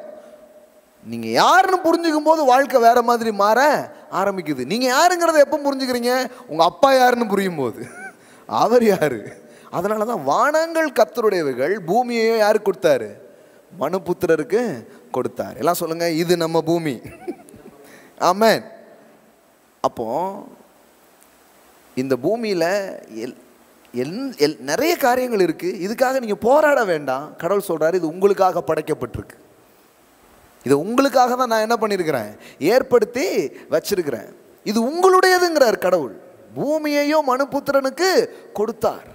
இது உங்களுடைய பூமிங்கிறார். ஆனால் இடையில நிறைய போதனைகள் எப்படி பேச ஆரம்பிச்சிட்டாங்கன்னா, போதனைகளும் சரி பாட்டும் சரி என்ன ஓடிடுச்சு, இது நமக்கு சொந்தமே இல்லை. நமக்கு எதுதான் சொந்தம்? பரலோகம். வாங்க எல்லாரும் பேரலாம். இங்கே வாடகை கூட கொடுக்க முடியாமல் உட்காந்துருக்காங்க. ஒரு லேண்டும் வாங்கலை, ஒரு இடமும் கிடையாது. அப்படியே சர்ச்சுக்கு இடம் கிடச்சுன்னா எங்கேயாவது புறம்போக்கா ஒரு இடம் கொஞ்சம் என்ன பண்ணியிருப்பாங்க, 2 கொட்டையை போட்டு கொட்டை வச்சு அடிச்சுக்கிட்டு இருப்பாங்க. சர்ச்சுக்கு, தேவனுடைய ஆலயத்திற்கு ஏதாவது ஃப்ரீயாக கிடச்சா சொல்லுங்க அப்படின்னே வாழ்ந்தாச்சு பாருங்களேன். ஆனால் வேதவசனம் சொல்லுது, தேவன் எந்த மனுஷனெல்லாம் சந்திக்கிறாரோ அந்த மனுஷன்லாம் சொன்னது என்னன்னா, உனக்கு லேண்டை தரப்போறேன்னு தான். ஆமென். நான் சொல்கிறேன், சில டீச்சிங்ஸை ப்ரொஃபட்டிக்கலாக தான் நீங்கள் கேட்டுட்ருப்பீங்க. இந்த இடத்துல நின்று இப்போ நீங்கள் இதை கேட்டுட்ருக்கீங்கன்னா உங்களுக்கு சொல்கிறேன், உங்களுக்கு சொந்தமாக பல ஏக்கர்ஸ் லேண்ட் உங்களுக்கு வரப்போகிறது. சொந்தமாய் வீடுகளை நீங்கள் வாங்குவீர்கள், நிலங்களை நீங்கள் சுதந்திரிப்பீர்கள் நான் உங்களுக்கு சொல்லுகிறேன். ஆமென். உங்களுக்கு வரப்போகுது, நீங்கள் வாங்க போகிறீங்க. ஆமென். இப்போ அவன்கிட்ட அப்படி தான் சொல்கிறார். ஆபிரகாம்கிட்ட பேசும்போது மட்டும் என்ன சொன்னார் நீங்கள் நினைக்கிறீங்க? முதல்ல நம்ம தாத்தா ஆதாம்கிட்டே சொல்லிட்டாரு, எல்லாம் ஆண்டுகொள்ன்ட்டார். அப்புறம் வேற ஒருத்தன் எதை ஏமாற்ற முயற்சி பண்ணுறான். இப்போ நம்ம ஆட்கள் அந்த சிந்தனைக்கு போயிட்டாங்க. என்ன போயிட்டாங்கன்னா, இது நமக்கு கிடையாது, நமக்கு எதுதான் பரலோகம் நமக்குரியது, பூமி பிசாசுக்குரியது அப்படின்ட்டாங்க. அதனால தான் லேண்டு வாங்காதான்ட்டாங்க. எப்படின்னா ஏதாவது ஒரு வசனத்தை அங்கங்கே பிடிச்சி ஏதாவது சொல்கிறது பாருங்க. ரொம்ப தெளிவு. என்றைக்குமே மூலப்பத்திரம் படிக்கணும். ஹலோ, அது பேர் என்னது, ஈஸியா? ஈஸி போட்டு பார்த்தீங்கன்னா தெரியும், இது உங்கள் பேரில் பதிவு செய்யப்பட்டிருக்கு. ஆமென். இடையில ஒருத்தன் கொடியை நாட்டிக்கிட்டு நீங்கள் வெளியூர் போயிருந்த டைமில் போலி பட்டாவை ஒருத்தன் போட்டு வச்சுட்டான். ஏசு அவன் இங்கே எல்லை குறி எல்லாம் பிடுங்கி கிளம்புவான் ஊருக்குன்னு அவனை அனுப்பி மறுபடியும் பட்டாவை உங்கள் பேருக்கு உறுதிப்படுத்தி தந்துட்டு போயிட்டார். இதுதான் சுவிசேஷம். என்னங்க, இதான் காஸ்பலுங்க. மனுஷன் எதை லூஸ் பண்ணானோ அதை திரும்பவும் மனுஷன் கையில் என்ன பண்ணிட்டாரு, கொடுத்துட்டார். அப்போ இது யாருடையதோ நினச்சிட்டு நம்ம உட்காராம இது ஒரு ஆசீர்வாதமாக கடவுள் என்ன பண்ணுறாரு, பேசுகிறாரு. ஆபிரகாம்கிட்டையும் கூப்பிட்டு அதான் சொல்கிறாரு, மேற்கு கிழக்கு வடக்கு தெற்க எல்லா இடத்தையும் பாரு, நீ காண்கிற இந்த பூமி முழுவதையும் உனக்கும் உன் சந்ததிக்கும் நான் என்னைக்குமே கொடுப்பேன். ஆமாங்க, உங்களுக்கு சொந்தமாக நிறைய இடங்கள் இருக்கிறத கர்த்தர் என்ன பண்ணுறாரு, விரும்புகிறார். ஓன் ஹவுஸ் மட்டும் இல்லை, நிறைய லேண்ட் உங்களுக்கு இருக்கணும்னு கர்த்தர் விரும்புகிறார். ஏக்கர் கணக்கில் இருக்கட்டும் இயேசுவின் நாமத்தில். ஆமென். இன்னும் நீங்கள் பைபிள் எடுத்து இப்படி பார்த்தே வந்தீங்கன்னா கடவுள் யாரையாவது பார்த்தாருன்னா கண்டிப்பாக உங்களுக்கு என்ன சொல்லிடுவார், உனக்கு லேண்டை தரேன், உனக்கு இடத்த தரேன், அப்படி தான் சொல்கிறாரு. சரி, அப்போது இந்த நான் எதை உங்களுக்கு சொல்ல வர்றேன்னா ஒரு பிக்சர். என்ன பிக்சர்? கடவுள் இந்த உலகத்தை படைச்சி இந்த உலகத்தில் மனுஷனை ஒரு இளவரசனை போல ஒரு ராஜாவை போல அவனை வச்சு எல்லா வளங்களையும் அவன் எடுத்து அவன் உபயோகிக்கணும், அவன் அனுபவிக்கணும், அவன் யூஸ் பண்ணணுங்கிறதுக்காக தான் எல்லாத்தையுமே படைச்சிருக்கிறார். ஆமென். ஆனால் மனுஷனுக்கு இப்போ அவரோட ஒரு தொடர்பு இல்லாமல் போனதுனால, அவரை பற்றி ஒரு அறிவு இல்லாமல் போனதுனால இப்போ இவனுக்கு என்ன ஆயிடுச்சு, இவனை பற்றியும் தெரியல, இந்த வளங்கள் எப்படி உண்டாகிறதுன்னு தெரியாதனால ஒரு போராட்டத்துக்குள்ள என்ன பண்ணுறான், வாழ்கிறான். ஆனால் இப்போ தேவனுடைய சுவிசேஷம் நம்ம வாழ்க்கையில் என்ன பண்ணுது, மறுபடியும் நாம் யாருங்கிறத நமக்கு சொல்லி தருகிறது. ஆமென். இப்போ பவுல் பாருங்க இதே தான் பேசுகிறார். 1 கொரிந்தியர் 3வது அதிகாரம் 21-22 படிக்கிறேன். இப்படி இருக்க ஒருவனும் மனுஷரை குறித்து மேன்மை பாராட்டாதிருப்பானாக, எல்லாம் உங்களுடையதே. எல்லாம் சொல்லுங்க, எல்லாம் உங்களுடையதே. மூலப்பத்திரம் படிச்சுக்கிட்டு இருக்கிறேன், புரியுதா உங்களுக்கு? எல்லாம் உங்களுடையதே. பவுலாகிலும் அப்பொல்லோவாகிலும் கேபாவாகிலும் உலகமாகிலும் ஜீவனாகிலும் மரணமாகிலும் நிகழ்காரியங்களானாலும் வருங்காரியங்களானாலும் எல்லாம் நீங்கள் கிறிஸ்துவினுடையவர்கள். கிறிஸ்து கரெக்டாக அந்த வரிசையை சொல்கிறாரு பாருங்க. நீங்கள் யாருக்கு சொந்தம்? அதாவது ரொம்ப சிம்பிளாக சொல்லிடுறாரு. இங்கே பாரு, எல்லாம் உனக்கு சொந்தம், நீ அவருக்கு சொந்தம். முடிஞ்சிருச்சு பாருங்க பைபிள். எல்லாம் உன்னுடையதுப்பா. All things yours, all things yours, எல்லாம் உங்களுடையது. அப்போ இந்த வெல்த்தை எப்படி நீங்கள் அட்ராக்ட் பண்ணுறீங்க, இந்த வெல்த்தை எப்படி நீங்கள் இழுத்து கொள்றீங்க, எப்படி என்ன வருது? ஆல் திங்ஸ் ஆர் யுவர்ஸ், எல்லாம் எப்படி கவர்றீங்க, எல்லாம் எப்படி உங்களுடைய வாழ்க்கையில் வருதுன்னா முதல்ல உங்களுக்கு ஒரு எண்ணம் வரணும், இட் இஸ் மைன் அப்படிங்கிற எண்ணம் வரணும். எல்லாம் சொல்லுங்க, இட் இஸ் மைன். எல்லாம் சொல்லுங்க, என்னுடையதாக இருக்கிறது. நிறைய நிலங்களை பார்க்கும்போது இது என்னுடையதாக இருக்கிறது. ஆமென். வெள்ளியும் பொண்ணும் என்னுடையதாக இருக்கிறது, உயர்ந்த காரியங்கள் என்னுடையதாய். நீங்கள் நிறைய பேர் அப்படி யோசிக்கிறதே இல்லை. அதெல்லாம் நம்ம ஏன் பார்த்துட்டு அப்படி போயிடுவாங்க. நீங்கள் உங்களுக்கு உரியது அல்லன்னு நினைக்கும் போது அது உங்களிடத்துல வரவே வராது. கடவுள் சொல்லிட்டார், எல்லாம் பூமியே நான் கொடுத்துட்டேன், எல்லாம் உங்களுடையது.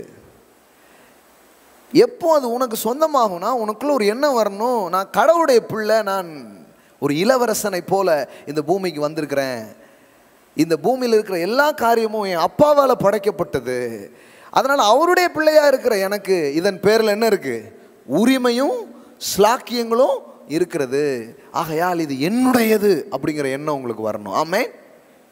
எல்லாம் சொல்லுங்க, என்னுடையது, இட் இஸ் மைன். அந்த எண்ணம் தான் ப்ராஸ்பெரிட்டியை அட்ராக்ட் பண்ணுற ஒரு காரியமாக இருக்கிறது. வளங்களை உங்கள் பக்கமாக ஈர்க்கிற ஒரு காரியமாக இருக்கிறது. என்னுடையதாக இருக்கிறது. என்னுடையதுன்னா அப்போது சுயநலமாக மக்கள் மாறிட மாட்டாங்களா அப்படின்னு நினைக்கிறாங்க. இந்த பூமியில் எல்லாரும் ஒரு ராஜா மாதிரி வாழ்கிறதுக்கு என்ன உண்டோ அதை கடவுள் வச்சிருக்கிறார். தெரியுமா உங்களுக்கு? கடவுள் ஒன்றும் தரித்திர உலகத்தை படைக்கல. பூமியும் அதன் நிறைவும் கர்த்தருடையது, அப்படிதான் பைபிள்ல இருக்குது. அப்போ பூமி எப்படி இருக்குது? நிறைவாக இருக்குது. அங்கே சுரண்டி எடுத்து இவங்க என்னதான் ஒளிச்சு கிழிச்சு வச்சாலும் கடவுள் சொல்றாரு இன்னும் நிறைய இருக்குங்க. ஆமென். இன்னும் ஏராளமாக இருக்கு, இன்னும் தாராளமாக இருக்கு. ஆனால் நீ வந்து இதை புரிஞ்சுக்கோப்பாங்கிறார். என்ன சொல்றாரு? நீ ஒரு இளவரசனை போல நீ வாழ வந்தவன். இந்த பூமியில் இருக்கிற எல்லாத்தையும் நான் என்ன பண்ணியிருக்கிறேன்? உண்டாக்கி இருக்கிறேன். இதெல்லாம் உன்னுடையவைகளாய் இருக்கிறது. It is yours. அப்புறம் உங்களுக்கு என்ன வரணும்? It is mine. Wealth is mine. Prosperity is mine. Good house, good land, it's mine. இது என்னுடையது. அதில் எனக்கும் ஒரு பெரிய பங்கை தேவன் வைத்திருக்கிறார். ஆமென். இது யோசிக்கணும். இது உங்களுடைய உரிமை. சொல்றாங்க பாருங்க, நிலம் எங்கள் உரிமை, என் தங்கம் என் உரிமை. எல்லாம் வெளியில் உள்ளவங்கெல்லாம் கரெக்டாக சொல்றாங்க, நம்ம ஆளுகளுக்கு தான் புரிய மாட்டேங்குது. எல்லாம் சொல்லுங்க, என் தங்கம் என் உரிமை, நிலம் எங்கள் உரிமை.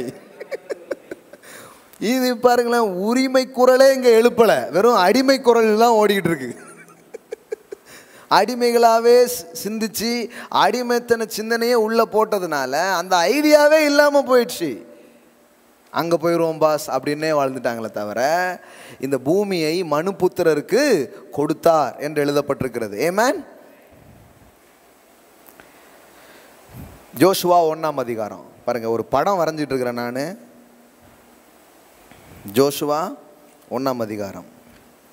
இந்த என்னுடையது அப்படிங்கிற ஒரு எண்ணம் வரும்பொழுது தான் நீங்கள் வந்து அட்ராக்ட் பண்ணுவீங்க, பொசஸ் பண்ணுவீங்க, சுதந்திரிக்க ஆரம்பிப்பீர்கள். 3வது வசனம் பாருங்க. யோசுவா மோசேக்கு அப்புறம் அடுத்தால வருகிற ஒரு தலைவன். இந்த தலைவன்கிட்ட கடவுள் என்ன பேசுறார் பாருங்க. நான் மோசேக்கு சொன்னபடி உங்கள் காலடி மிதிக்கும் இவ்விடத்தையும் உங்களுக்கு கொடுத்தேன். நான் சொன்னல, ஆண்டவர் எப்பெல்லாம் பேசுறாரு அப்ப என்ன பேசுறாரு? லேண்டை பத்தி நம்ம ஆண்டவர் பேசாம இருக்கிறதே இல்லை. ஆமென்.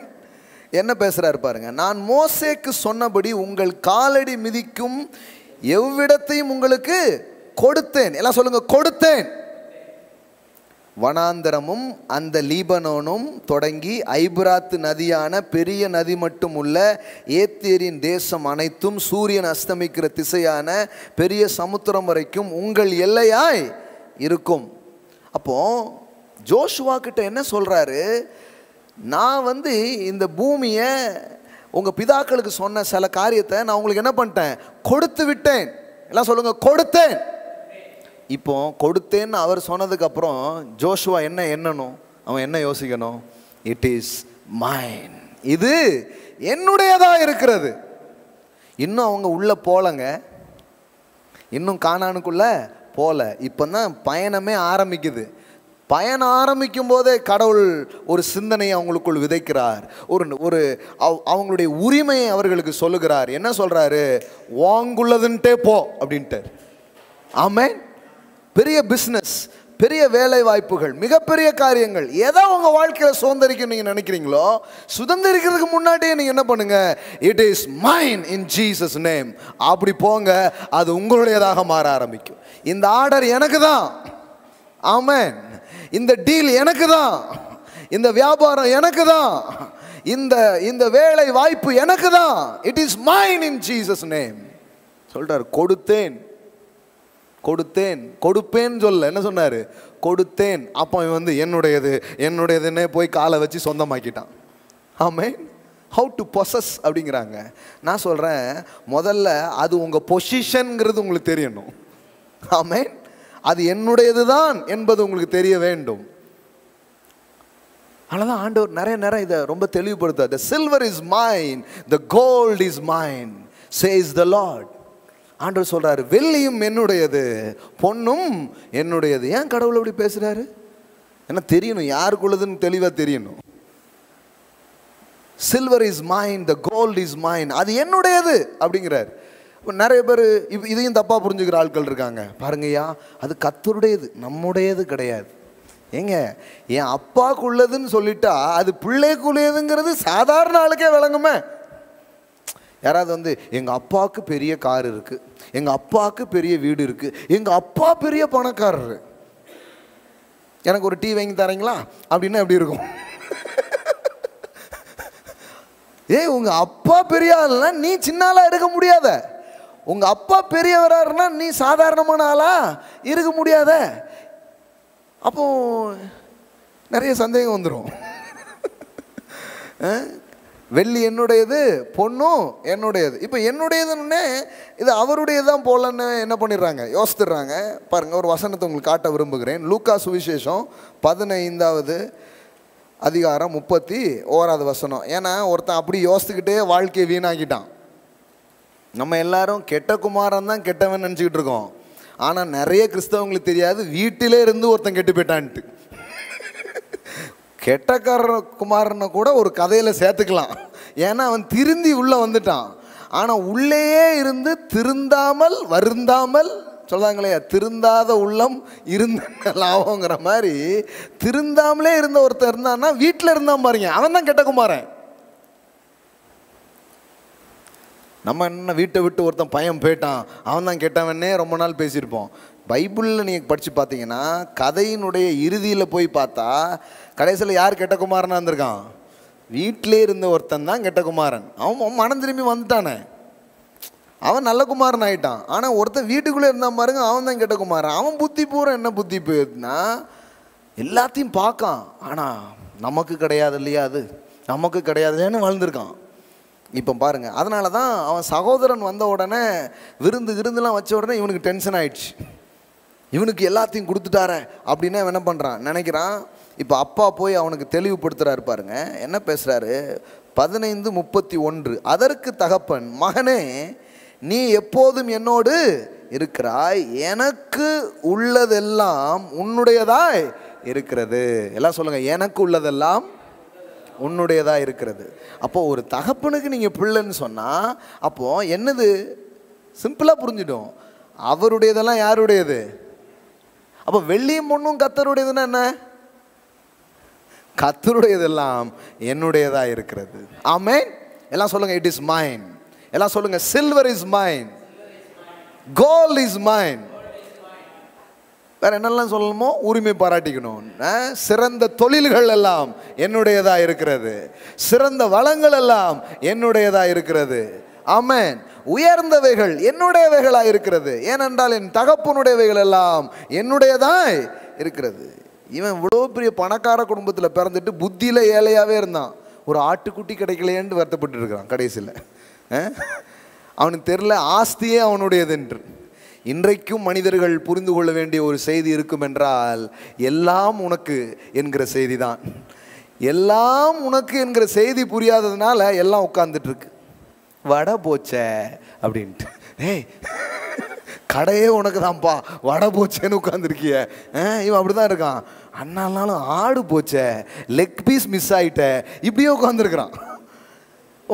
மனிதர்கள் அதான் இந்த இடத்துல தான் சுவிசேஷம் வந்து வேலை செய்து பாருங்க. சுவிசேஷம் என்ன சொல்லுது? இல்லப்பா, எல்லாம் உனக்கு சொந்தம், நீ பெரிய ஒரு இளவரசன், எல்லாவற்றையும் ஆள வந்தவன், அனுபவிக்க வந்தவன், இது உனக்கு தெரியுமாங்கிறாரு கடவுள். இது தெரியலன்னா யாருக்காவது கிடைச்சா கூட நமக்கு வருத்தமாயிடும். ஹலோ, கவனிக்கிறீங்களா? யாராவது வந்து வீடு கட்டினோம்னு இவங்களுக்கு ஒரு மாதிரி ஆயிரும், இவங்க இடிஞ்சு போயிடுவாங்க. ஏன் நான் வீடு கட்டினதுக்கு இவன் இடிஞ்சு போனா, என்னது வீடு கட்டிட்டியா அப்படின்னா, உன் பிள்ளைக்கு கல்யாணம் நடந்துட்டா, வெளிநாட்டில் வேலை கிடைச்சிட்டான்னு இவனுக்கு ஒரு மாதிரி ஆயிரும். இப்போ இவன் அப்படிதான் ஆகிட்டு இருக்கான். இங்கே பாரு, அதெல்லாம் வருத்தப்படாத, உனக்குன்னு ஒன்று இருக்கு, என்னுடையதெல்லாம் உன்னுடையதாக இருக்கிறதே. அல்லேலூயா. ஆஸ்தி அழிச்சு போட்டு வந்துட்டான், அவனுக்கு போய் கொடுத்துட்டார, என்னுடையதெல்லாம் உன்னுடையதாக இருக்கிறது. அப்போ இந்த எண்ணம் இதுதான் சுவிசேஷம். சுவிசேஷம் என்ன சொல்லுது? கடவுள் உனக்காக எல்லாத்தையும் வச்சிருக்கிறார். எல்லாம் யாருக்கு சொந்தமாக இருக்கு? உனக்கு சொந்தமாக இருக்கிறது. ஆமென். சரி, அப்போ பிள்ளை ஆனாலே தகப்பன் இதெல்லாம் சொந்தம் என்கிற வெளிப்பாட்டை நாம் பெற்றுக்கொள்ள வேண்டும். பாருங்க, ரோமர்கள் நிருபம் 8வது அதிகாரம் 17 அந்த வசனத்தில் அது வருது பாருங்களேன். நாம் பிள்ளைகளானால் யாரா இருக்கிறோம்? சுதந்திரருமாய் இருக்கிறோம். அப்போ நம்ம பிள்ளைன்னா நம்ம யாரு? சுதந்திரவாளிகளாக இருக்கிறோம். அப்படின்னா என்ன? வாரிசுதாரர்கள். நீங்கள் பிள்ளைகள் என்றால் நீங்கள் யாரு? வாரிசுதாரராக நீங்கள் இருக்கிறீர்கள். அப்படிதான் வருது பாருங்களேன். heirs also, the heirs of God and the fellow heirs with Christ, sharing his spiritual blessings and inheritance. எப்படி வருது பாருங்க, நாம் பிள்ளைகளானால் சுதந்திரருமாமே, தேவனுடைய சுதந்திரரும் கிறிஸ்துவுக்கு உடன் சுதந்திரருமாமே. நான் மாதிரி வார்த்தை பாருங்க.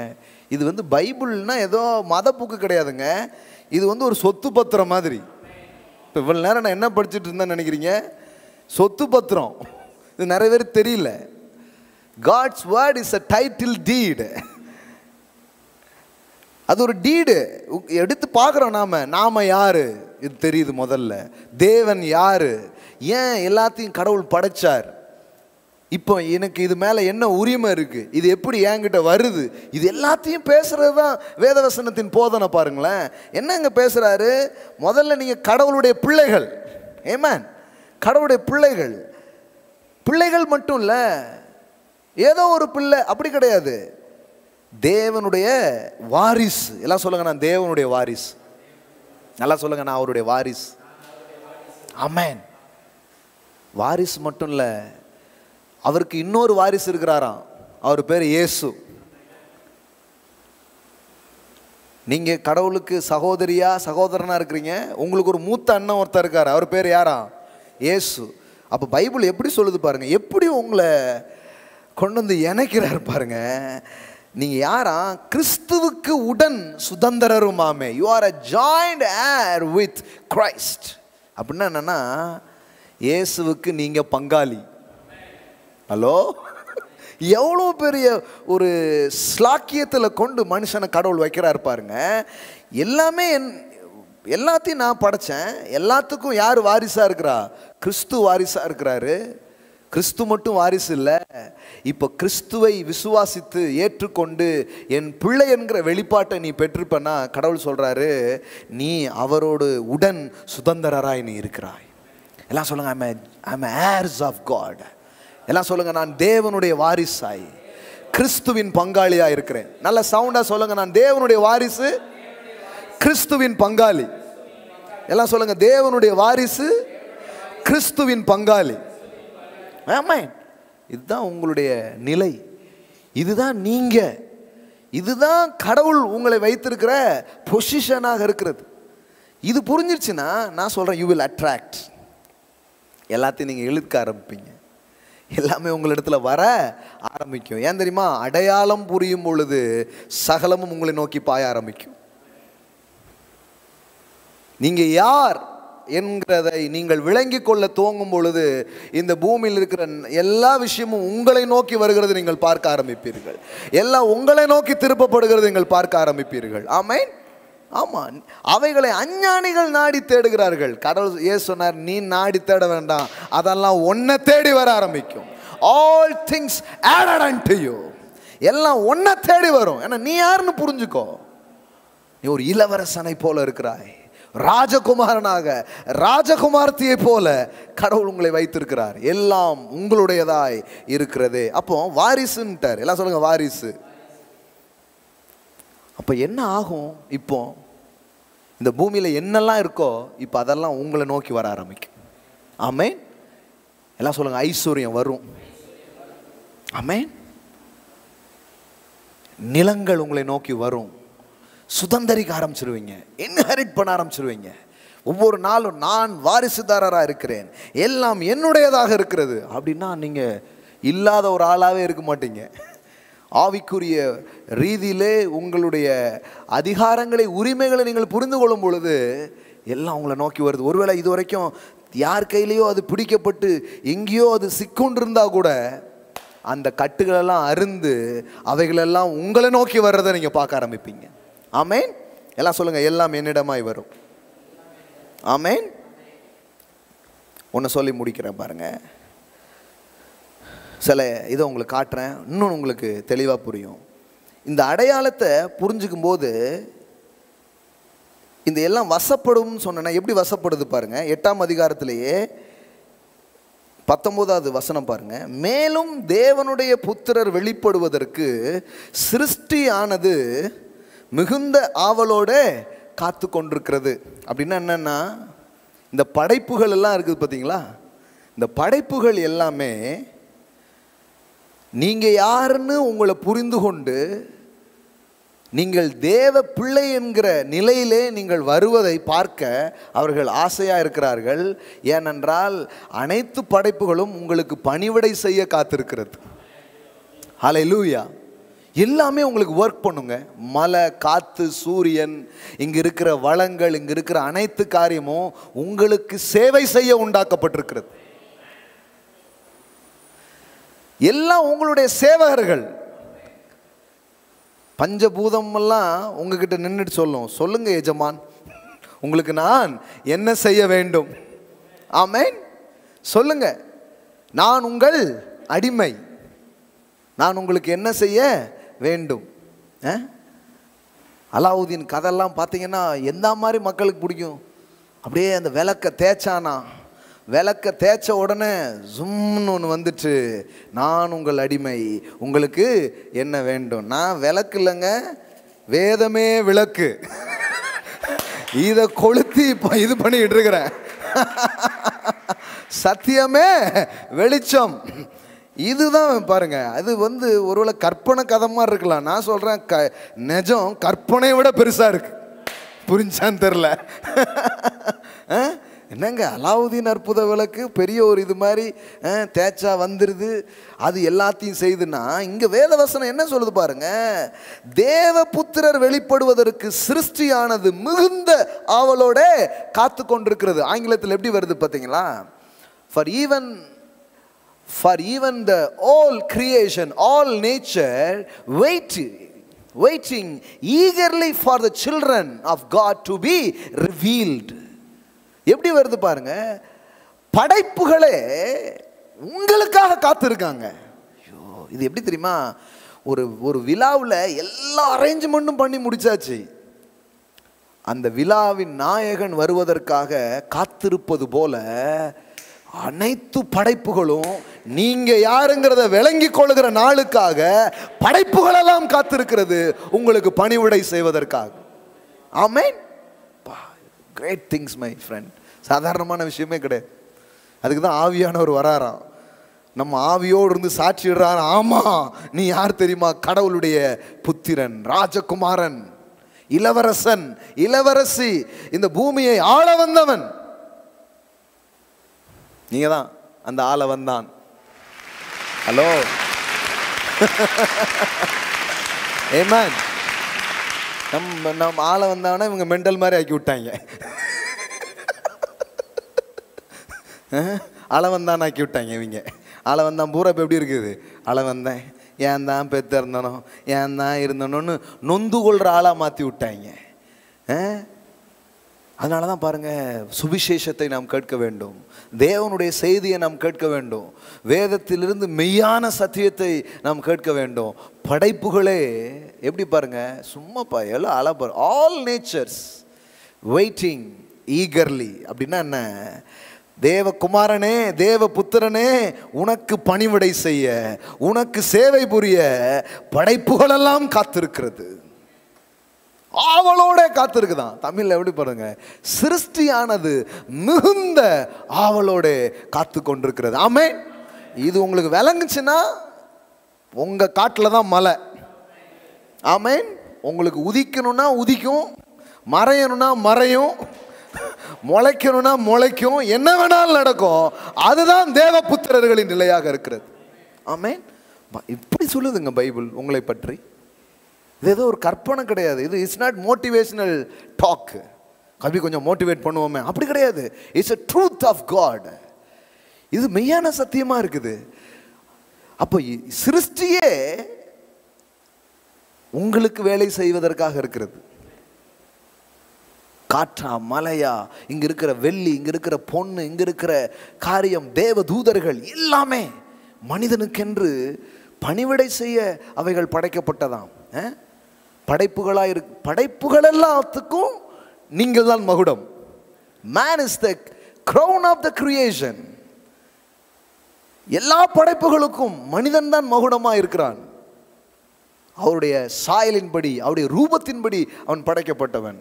மீதி எல்லாமே இவனுக்கு வேலை செய்ய அவைகள் ஆவலாய் காத்திருக்கிறது. ஆனா இதுல என்ன பிரச்சனைனா, இவனுக்கு மட்டும்தான் இவன் யாருங்கிறது தெரியாம இருக்கு. இவன் எப்படி இருக்கிறான்னா, அந்த மண்டையில் அடிபட்டுட்டு ஆஸ்பத்திரியில் முழிச்சு பார்ப்பாங்களா, நான் யாரு, நான் எங்க இருக்கேன் அப்படின்ட்டு. இப்போ அந்த நிலைமையில இருக்காங்க. இப்போ சுவிசேஷம் சொல்லப்படுது, நீ யார் தெரியுமா, நீ பணக்காரன், நீ ராஜகுமாரன், நீ இளவரசன், நீ ஆள வந்தவன், நீ எல்லாவற்றுக்கும் உரிமையாளன், நீ தான் சுதந்திரவாளி சொல்ல வேண்டியது இருக்கு. உனக்குத்தான் இவைகள் சொந்தமா இருக்கிறது. இது சிலர் அப்படி அங்கீகரிச்சு அப்படி கனெக்ட் ஆகி அப்படி ரிசீவ் பண்ண ஆரம்பிச்சிட்டாங்க. சிலர் மண்டையில் அடிபட்ட நிலையிலே என்ன இருக்கு, அதுகளுக்கு இதை நான் பேசும்போது விகற்பமா இருக்கு. கவலைப்படாதீங்க, கர்த்தர் உங்களை குணமாக்குவார். உங்களுக்கு பட்ட அடி சீக்கிரமாய் தெளியும். இது ஒன்றும் ஏதோ சும்மா எக்ஸாக்ரேட் பண்ணி பேசுறது கிடையாது. வேத வசனத்தை அப்படியே பேசுவோம். சிலர் இதை வேற மாதிரி சொல்லுவாங்க. என்ன சொல்லுவாங்கன்னா, இது இயேசுவை பற்றி சொல்லுகிறது, இயேசுவின் வருகைக்காக சிருஷ்டிலாம் எப்படி இருக்குது, அவளா காத்துட்டு இருக்கு அப்படின்றாங்க. செகண்ட் கம்மிங், அங்கேயும் செகண்ட் கம்மிங் கொண்டு வந்துருவாங்க. சார், அவர் ஃபர்ஸ்ட் கம்மிங் எதுக்கு நடந்ததுன்னு இன்னும் நிறைய பேருக்கு புரியல, அதுக்குள்ளே செகண்ட் கம்மிங்லாம் போயிட்டாங்க. ஆமாம், இது எப்படி இலையை போட்டு சோறு வைக்கிறதுக்கு முன்னாடி இலையை மூடுங்க அடுத்த பந்தி அப்படின்ற மாதிரி இருக்கு. சார், முதல் பந்தி என்ன முடியல, அவன் கையை கழுவிட்டு உட்கார ஆரம்பிக்கல, அதுக்குள்ள ரெண்டாவது பந்திக்கு என்ன நியாயம் என்ன தர்மம்னே தெரில. இது இயேசுவை பற்றி சொல்லுங்க, எவ்வளோ தெளிவாக இருக்குது பாருங்க. நான் ஒன்றும் ஹீப்ரு கிரீக்லாம் போகல, அப்படியே பாருங்க. ஹீப்ரு கிரீக்ல இருந்து ரொம்ப லிட்டரலாக காமிக்கலாம். ஏன்னா இதுக்கு வேற வார்த்தை, அதுக்கு வேற வார்த்தை என்ன பண்ணியிருக்கிறாங்க, யூஸ் பண்ணிக்கிறாங்க. ஆனால் இது தமிழ்லேயே பாருங்களேன், தேவனுடைய புத்திரர்னு இருக்குது. புரியுங்களா உங்களுக்கு? சன் ஆஃப் காட் அப்படின்னு இல்லை, என்ன போட்டிருக்குது, சன்ஸ் ஆஃப் காட் அப்படின்னு வருது. சிங்குலர் இல்லை, என்ன வருது, plural. The children of God, தேவனுடைய புத்திரர்கள் தானே தவிர தேவகுமாரனை பற்றி என்ன பண்ணல, சொல்லலை. தேவகுமாரன் வந்ததே நீங்க என்ன மாதிரி தான் சொல்றதுக்கு தானே வந்தாரு. இப்போ அந்த வேலை நடக்க நடக்க எப்போ நடக்கும், எப்போ அவன் புரிஞ்சுக்குவான், எப்போ அவன் எங்களுக்கு கட்டளையிடுவான், எப்போ எங்களை ஆளுவான்னு சிருஷ்டியே ஆவலா காத்திருக்கான். எல்லாம் சொல்லுங்க, படைப்புகள் எனது பணிவிடை செய்வதற்கு, எனக்கு பணிவிடை செய்வதற்கு ஆவலாய் காத்திருக்கிறது. ஆமென். அதனால தான் பாருங்க, லூக் 5ல் நீங்கள் பார்த்தீங்கன்னா, பேதுரு கடலில் மீனுக்காக போராடுறான், ஆனால் அவனுக்கு கிடைக்க மாட்டேங்குது. இப்போ இயேசு வராரு, வார்த்தையை பேசுகிறாரு. இப்போ வார்த்தையை அவன் பெற்றுக்கொள்கிறான். இப்போ போய் போடுறான். இப்போ போட்டால் வலைக்குள்ளே மீன் வருது. என்ன நடந்துச்சு? கிரியேஷன் ரெஸ்பான்ஸ் பண்ண ஆரம்பிச்சிருக்கு. ஆமென். அப்படின்னா என்ன? இதுக்கு முன்னாடி முயற்சித்தான், இப்பவும் போய் வலையை போட தான் செஞ்சான். ஆனால் இதுக்கு முன்னாடி இல்லாத ரெஸ்பான்ஸு இப்போ நடந்தது. ஆமென். நீங்கள் யார் என்று புரிந்து கொண்டு தேவன் உங்களை எப்படிப்பட்ட இடத்துல வச்சிருக்கிறாருங்கிறத நீங்கள் விளங்கிக்கிட்டு, நீங்கள் அந்த ஆவியிலிருந்து, அதாவது அடிமையின் ஆவியிலிருந்து இல்லாமல் குமாரனின் ஆவியிலிருந்து நீங்கள் வேலை செய்யும் பொழுது படைப்புகளே உங்களுக்கு பணிவிடை செய்ய ஆரம்பிக்கும். இது வரைக்கும் வராத திரளான மீனை அவன் பிடிக்கிறான். அப்படின்னு என்ன அர்த்தம்? இதுக்கு முன்னாடி நீங்கள் போராடி பார்த்து கிடைக்காத காரியங்கள் இனி உங்களுக்கு திரளாய் கிடைக்கும். ஆமென். ஏராளமாய் உங்களுக்கு கிடைக்கும். அதை நீங்கள் அட்ராக்ட் பண்ணுவீங்க, எளிதாக அது உங்களுக்கு கிடைக்கும். நேரங்காலம் தாண்டி உங்களுக்கு அது கிடைக்க ஆரம்பிக்கும். ஆமென். அதே கடல் தானே. அப்படின்னு என்ன அர்த்தம்? இப்போ கடல் ரெஸ்பான்ஸ் பண்ணுது. அது வரைக்கும் ரெஸ்பான்ஸ் பண்ணாத மீன் இப்போ ரெஸ்பான்ஸ் பண்ணுது. ஹல்லேலூயா. அப்போ இன்னைக்கு நீங்கள் வார்த்தையை கேட்க கேட்க கேட்க நீங்கள் யாருங்கிற வெளிப்பாட்டை பெற்றுக்கொள்ள என்ன நடக்குது? எல்லாமே உங்களுக்கு ரெஸ்பான்ஸ் பண்ண ஆரம்பிக்குது. ஆமென். வேதாகமம் முழுதும் நீங்கள் பாருங்கள், காகங்கள் ரெஸ்பான்ஸ் பண்ணுது. ஆமென். அது கொண்டு வந்து பஃபே சிஸ்டத்தை வந்து கொண்டு வந்து அப்படியே வடிக்க வச்சு காக்காலாம் இது பண்ண மாதிரி காகங்கள் 1-2 இல்லை, அவைகள் கூட்டமாக வந்து கறி இதெல்லாம் கொடுத்து சப்ளை பண்ணிட்டு இருக்காவல். என்னங்க இது அப்படின்னு பார்த்தா, காகங்கள் கூட படைப்புகள் கூட இவனுக்கு பணிவிடை செய்கிறது. ஆமென். இதான் பிக்சர். கரெக்டாக பாருங்க. சொல்கிறோம், சுவாபப்படி பார்த்தா காக்கா வந்து என்ன பண்ணும்? எடுத்துகிட்டு போயிடும். வடை கடை காயப்பட்டீங்கன்னா எடுத்துகிட்டு போயிடும் இல்லையா? கறிச்சோறு கொண்டு கொடுக்குமா? ஆனால் இங்கே கறி சோறை கொண்டு வந்து கொடுக்கு. அப்படின்னா என்ன அர்த்தம்? இதுதான், இவன் தான் நம்முடைய எஜமான், இவருக்கு நம்ம என்ன பண்ணணும்? வேலை செய்யணும்னு சொல்லிட்டு இப்போ படைப்புகளெல்லாம் அவனுக்கு வேலை செய்ய ஆரம்பிக்குது. ஆமென். சரி, லூக்கா 6ஆம் அதிகாரம் 38. லூக்கா 6:38 பாருங்க. இது இது இந்த இந்த பிக்சர் உங்களுக்குள்ளே வந்துட்டா போதும், மீதி எல்லாமே இன்னைக்கு சொன்ன மாதிரி வளங்களை நீங்கள் வசப்படுத்துவீர்கள். 6:38. கொடுங்கள், அப்பொழுது உங்களுக்கு கொடுக்கப்படும். ஈஸி கிடையாது பாருங்க. எடுங்கள் அப்படின்னா ஈஸி, பிடுங்குங்கள் அப்படின்னா எல்லாருக்கும் புரியும். ஆனால் இது வந்து தேவனுடைய தன்மை. ஆமென். கொடுப்பது யாருடைய தன்மை? கடவுளுடைய தன்மை. He is a giver. He gave his only begotten son. Giving is a God's nature. அதனால தான் வளங்களுக்குள் ஒரு மனிதனை வாழ கடவுள் அழைக்கும் பொழுது அவனுக்கும் இதை சொல்கிறாரு, கிவ் அப்படிங்கிறாரு. ஏன்? அதான் ஏன் சுபாவம், அதான் நம்ம ராஜ்யம், அதான் ராஜகுமாரனுடைய பழக்கம். ஆமென். அவனுக்கு அதை சொல்லித்தரார். அதனால தான் ப்ராஸ்பரிட்டியை பற்றி பேசுகிற யாரும் கிவிங்கை பற்றி பேசுகிறாங்க. ஏன்? அதுக்கும் இதுக்கும் பெரிய கனெக்ஷன் இருக்கு. ஆமென். இப்போ பாருங்க, கொடுங்கள் அப்பொழுது உங்களுக்கு கொடுக்கப்படும், அமுக்கி குலுக்கி சரிந்து விழும்படி நன்றாய் அளந்து உங்கள் மடியிலே போடுவார்கள். நான் இந்த படிக்கிற எல்லா வசனமும் பாருங்க, இவங்க போய் எதையும் பிடிக்கல, எல்லாமே இவங்களை நோக்கி வருது. என்ன போட்டிருக்கு பாருங்க, உங்கள் மடியிலே போடுவார்கள். எத்தனை பேருன்னு தெரில. போடுவார்கள் அப்படின்னா யார் போடுவா? யார் போடுவா?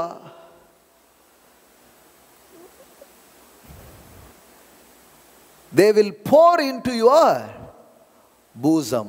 உன்னுடைய மடியில் அவங்க என்ன பண்ணுவாங்க? கொண்டு வந்து போடுவாங்க.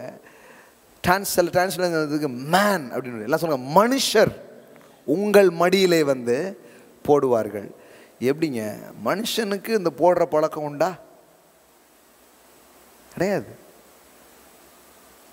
போடுற பழக்கமே கிடையாது. போட்டால் எடுத்துகிட்டு ஓடிடுற பழக்கம் இருக்குது.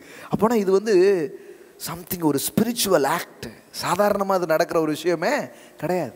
கடவுள் சொல்கிறாரு, நீ யாருன்னு புரிந்து கொண்டு நீ வாழ ஆரம்பிக்கும்போது என்ன நடக்கும்னா, எல்லாமே உனக்கு கிரியேஷன் பண்ணும். எல்லா கிரியேஷனும் உனக்கு ரெஸ்பான்ஸ் பண்ணுற மாதிரி என்னுடைய சாயலில் படைக்கப்பட்டிருக்கிற மனுஷன் கூட உனக்கு ஆதரவாக செயல்பட ஆரம்பிப்பான்.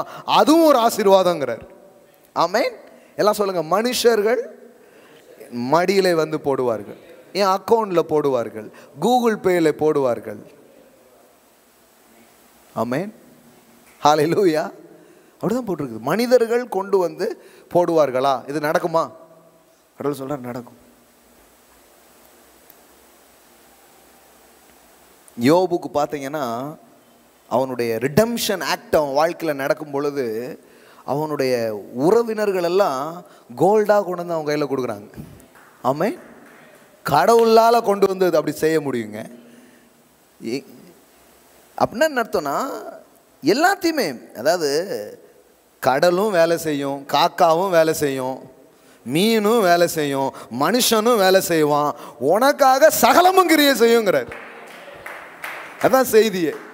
எல்லாமே உனக்காக என்ன பண்ண ஆரம்பிக்கும், ஒர்க் பண்ண ஆரம்பிக்கும். நீ யாருங்கிறத புரிஞ்சுக்கோ.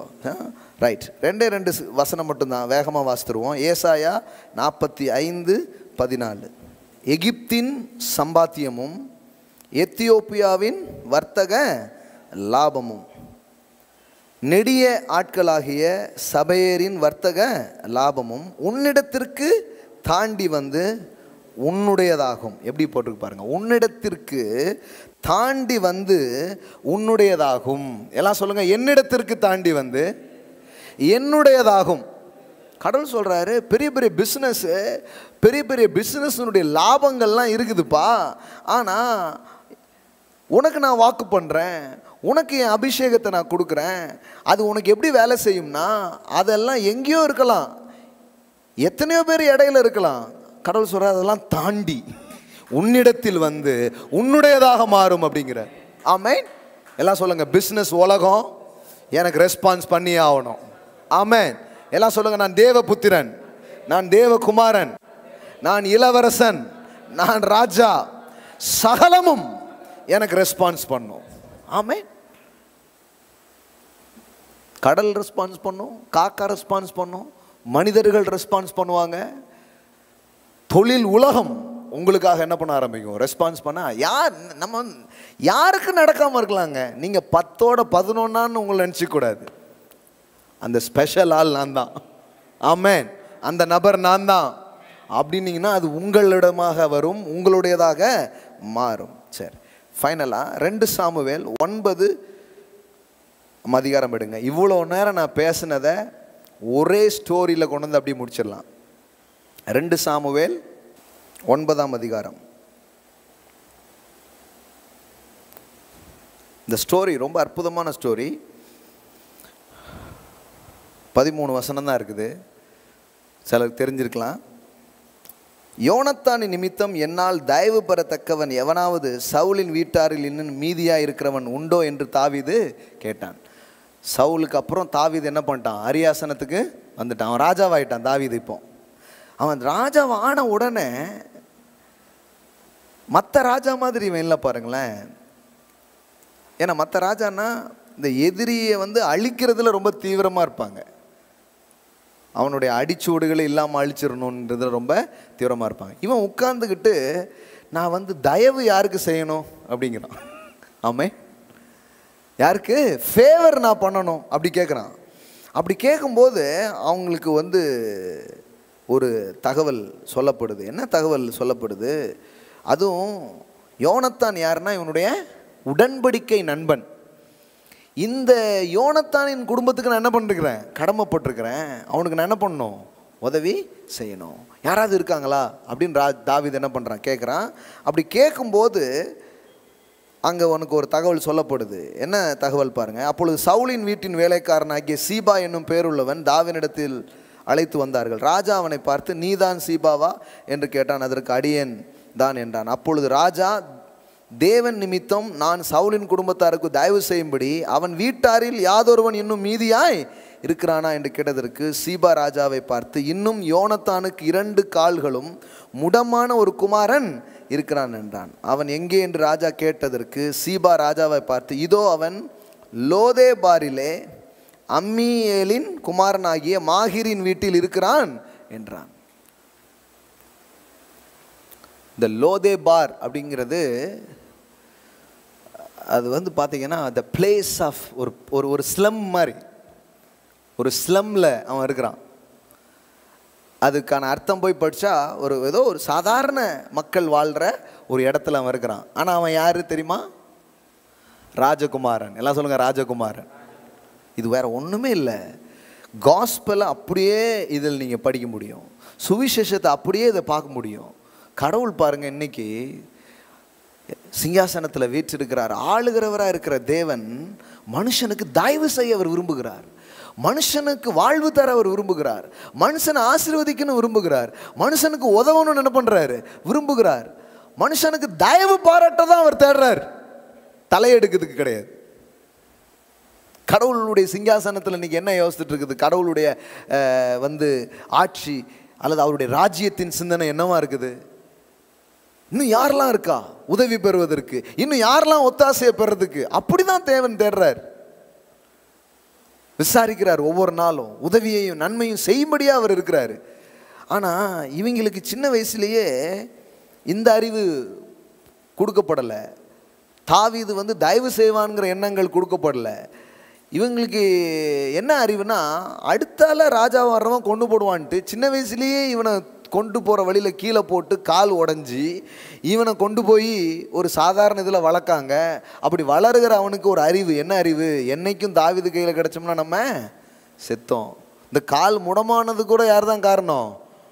அப்படி ஒரு எண்ணங்களை உள்ள விதைச்சி வச்சு ஒரு லைஃப் ஸ்டைலில் அவன் வாழ்ந்துட்டுருக்கிறான். இப்போ தாவீது அவனை தேடுறான் பாருங்க. தேடி ஆள் அனுப்பி அவனை என்ன பண்ணுறான், கூட்டிகிட்டு வர சொல்கிறான். லோதேபார்லேருந்து கூட்டு வர சொல்கிறான். கடவுள் லோதேபார் வைக்கல, ஹை தர்பார் வச்சிருக்கிறாரு. Hello, Lodebar to high durbar. அவர் உங்களை தர்பாருக்கு அழைக்கிறார்.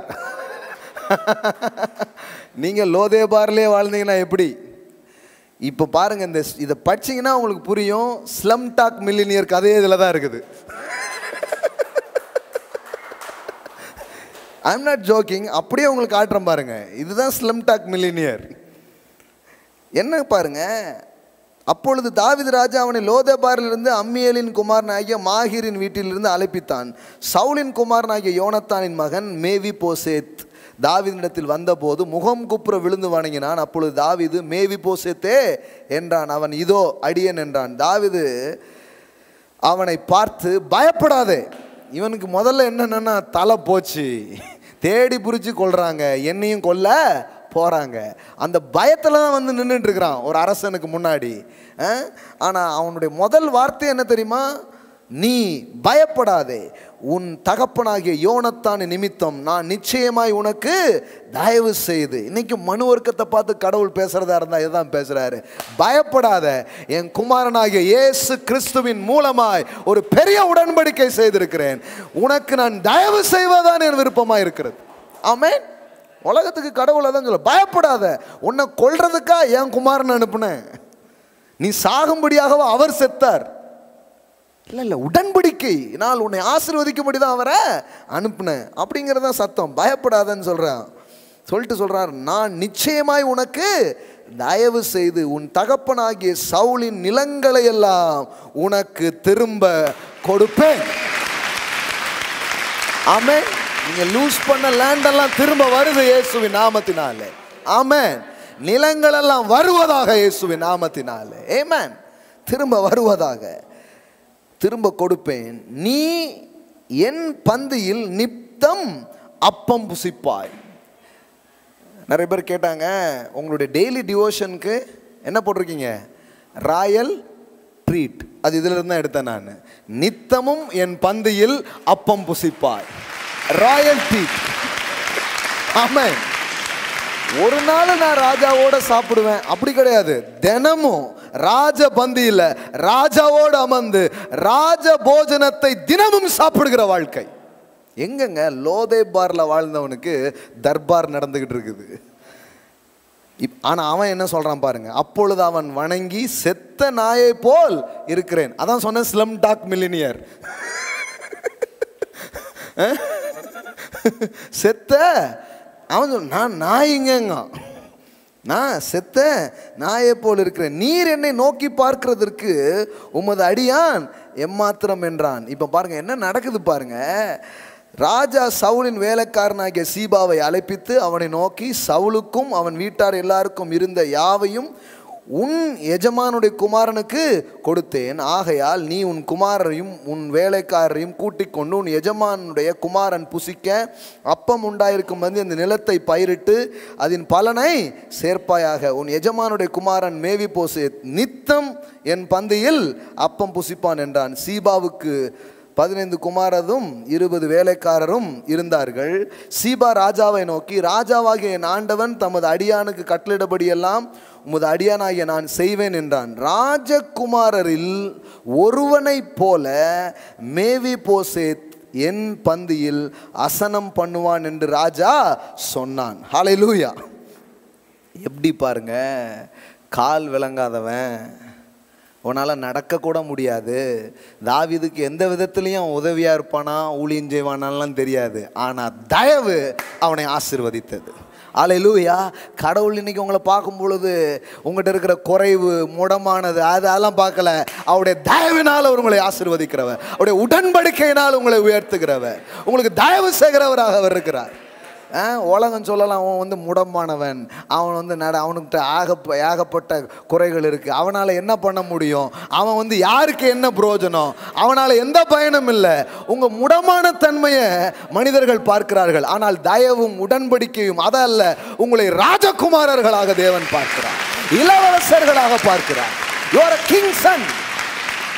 அப்படிதான் சொல்லு.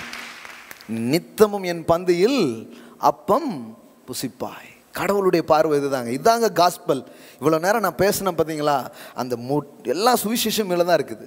மனுஷன் கூட கடவுள் இப்படி தான் சம்பாதிக்க விரும்புகிறார்.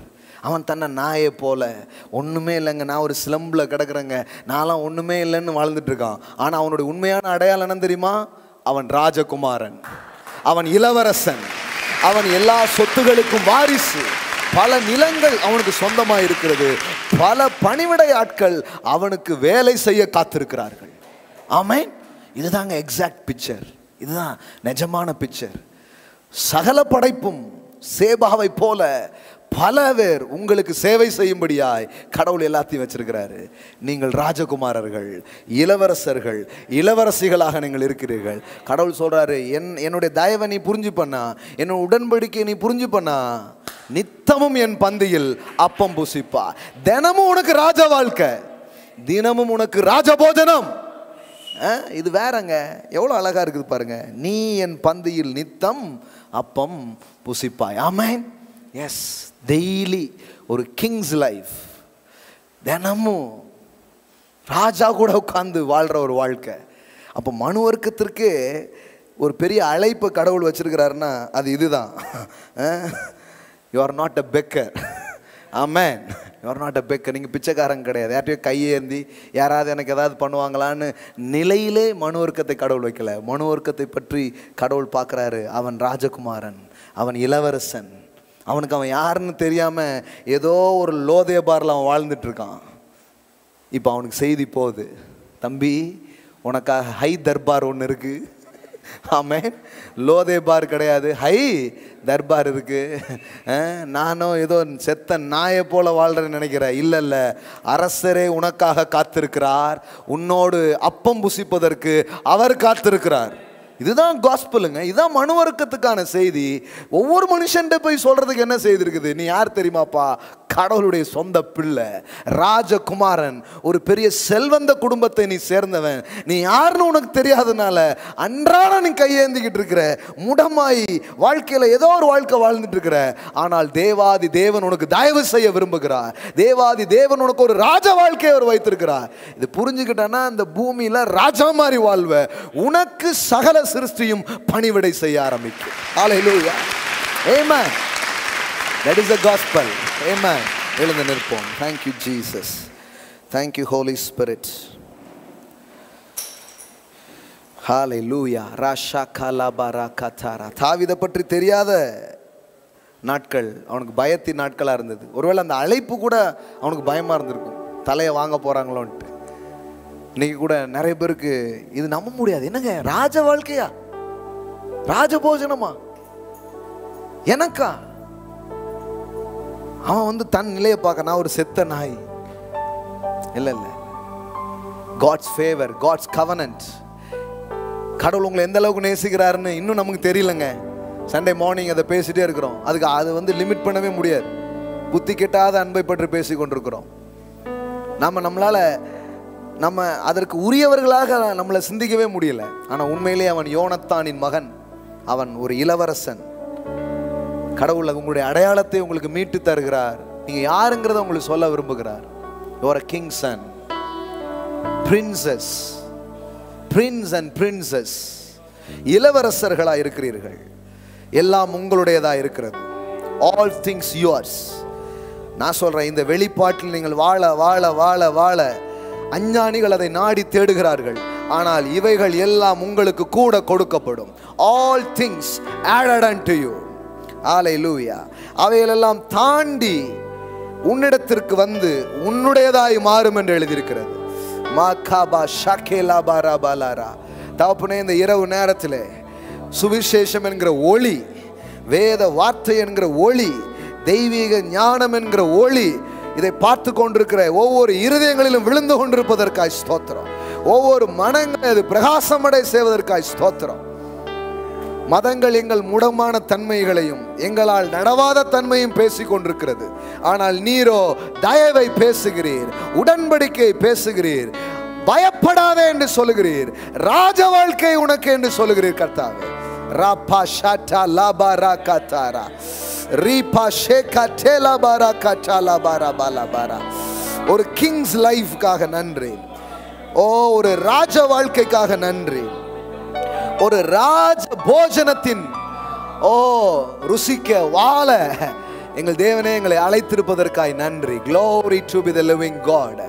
ஹalleluya. மன கண்கள் திறக்கப்படட்டும், இந்த வெளிச்சங்கள் பெருகட்டும், எல்லாம் உங்களுடையது என்கிற வெளிப்பாடு உண்டாகட்டும்.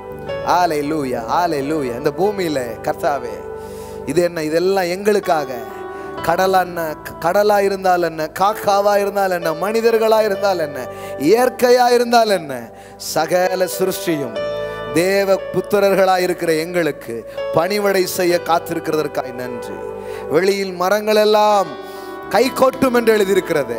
ஹalleluya. எல்லாம் கிளாப் பண்ணும் உங்களுக்காக. உங்களுக்கு வரவேற்பை கொடுக்கும், உங்களுக்கு வளைந்து கொடுக்கும், உங்களுக்கு ஏற்றா போல் அவைகள் செயல்பட ஆரம்பிக்கும். அதே குமாரனின் ஆவியை எங்களுக்குள்ளே ஊற்றிடுவதற்காய் ஸ்தோத்திரம். நாங்கள் திரும்பவும் பயப்படுவதற்கு அடிமைத்தனத்தின் ஆவியை பெறாமல் அப்பா பிதாவே என்று அழைக்கிற புத்திர சுவிகாரத்தின் ஆவியை நாங்கள் பெற்றிருக்கிறபடியினாலே நன்றி ஆண்டவரே. Thank you holy spirit, thank you holy spirit. இந்த இரவிலே தாப்புனே உம்முடைய வெளிச்சத்தை எங்களுக்கு ஊற்றுவதற்காய் நன்றி. Thank you Lord. எல்லாத்தையும் நாங்கள் தேடி ஓடி பிடிக்க நினைக்கிறது இல்லை, எல்லாம் எங்களை பிடிக்க போகுது. எல்லாத்தையும் நாங்கள் வசப்படுத்துகிறோம், எல்லாத்தையும் நாங்கள் அட்ராக்ட் பண்ணிக்கிறோம்.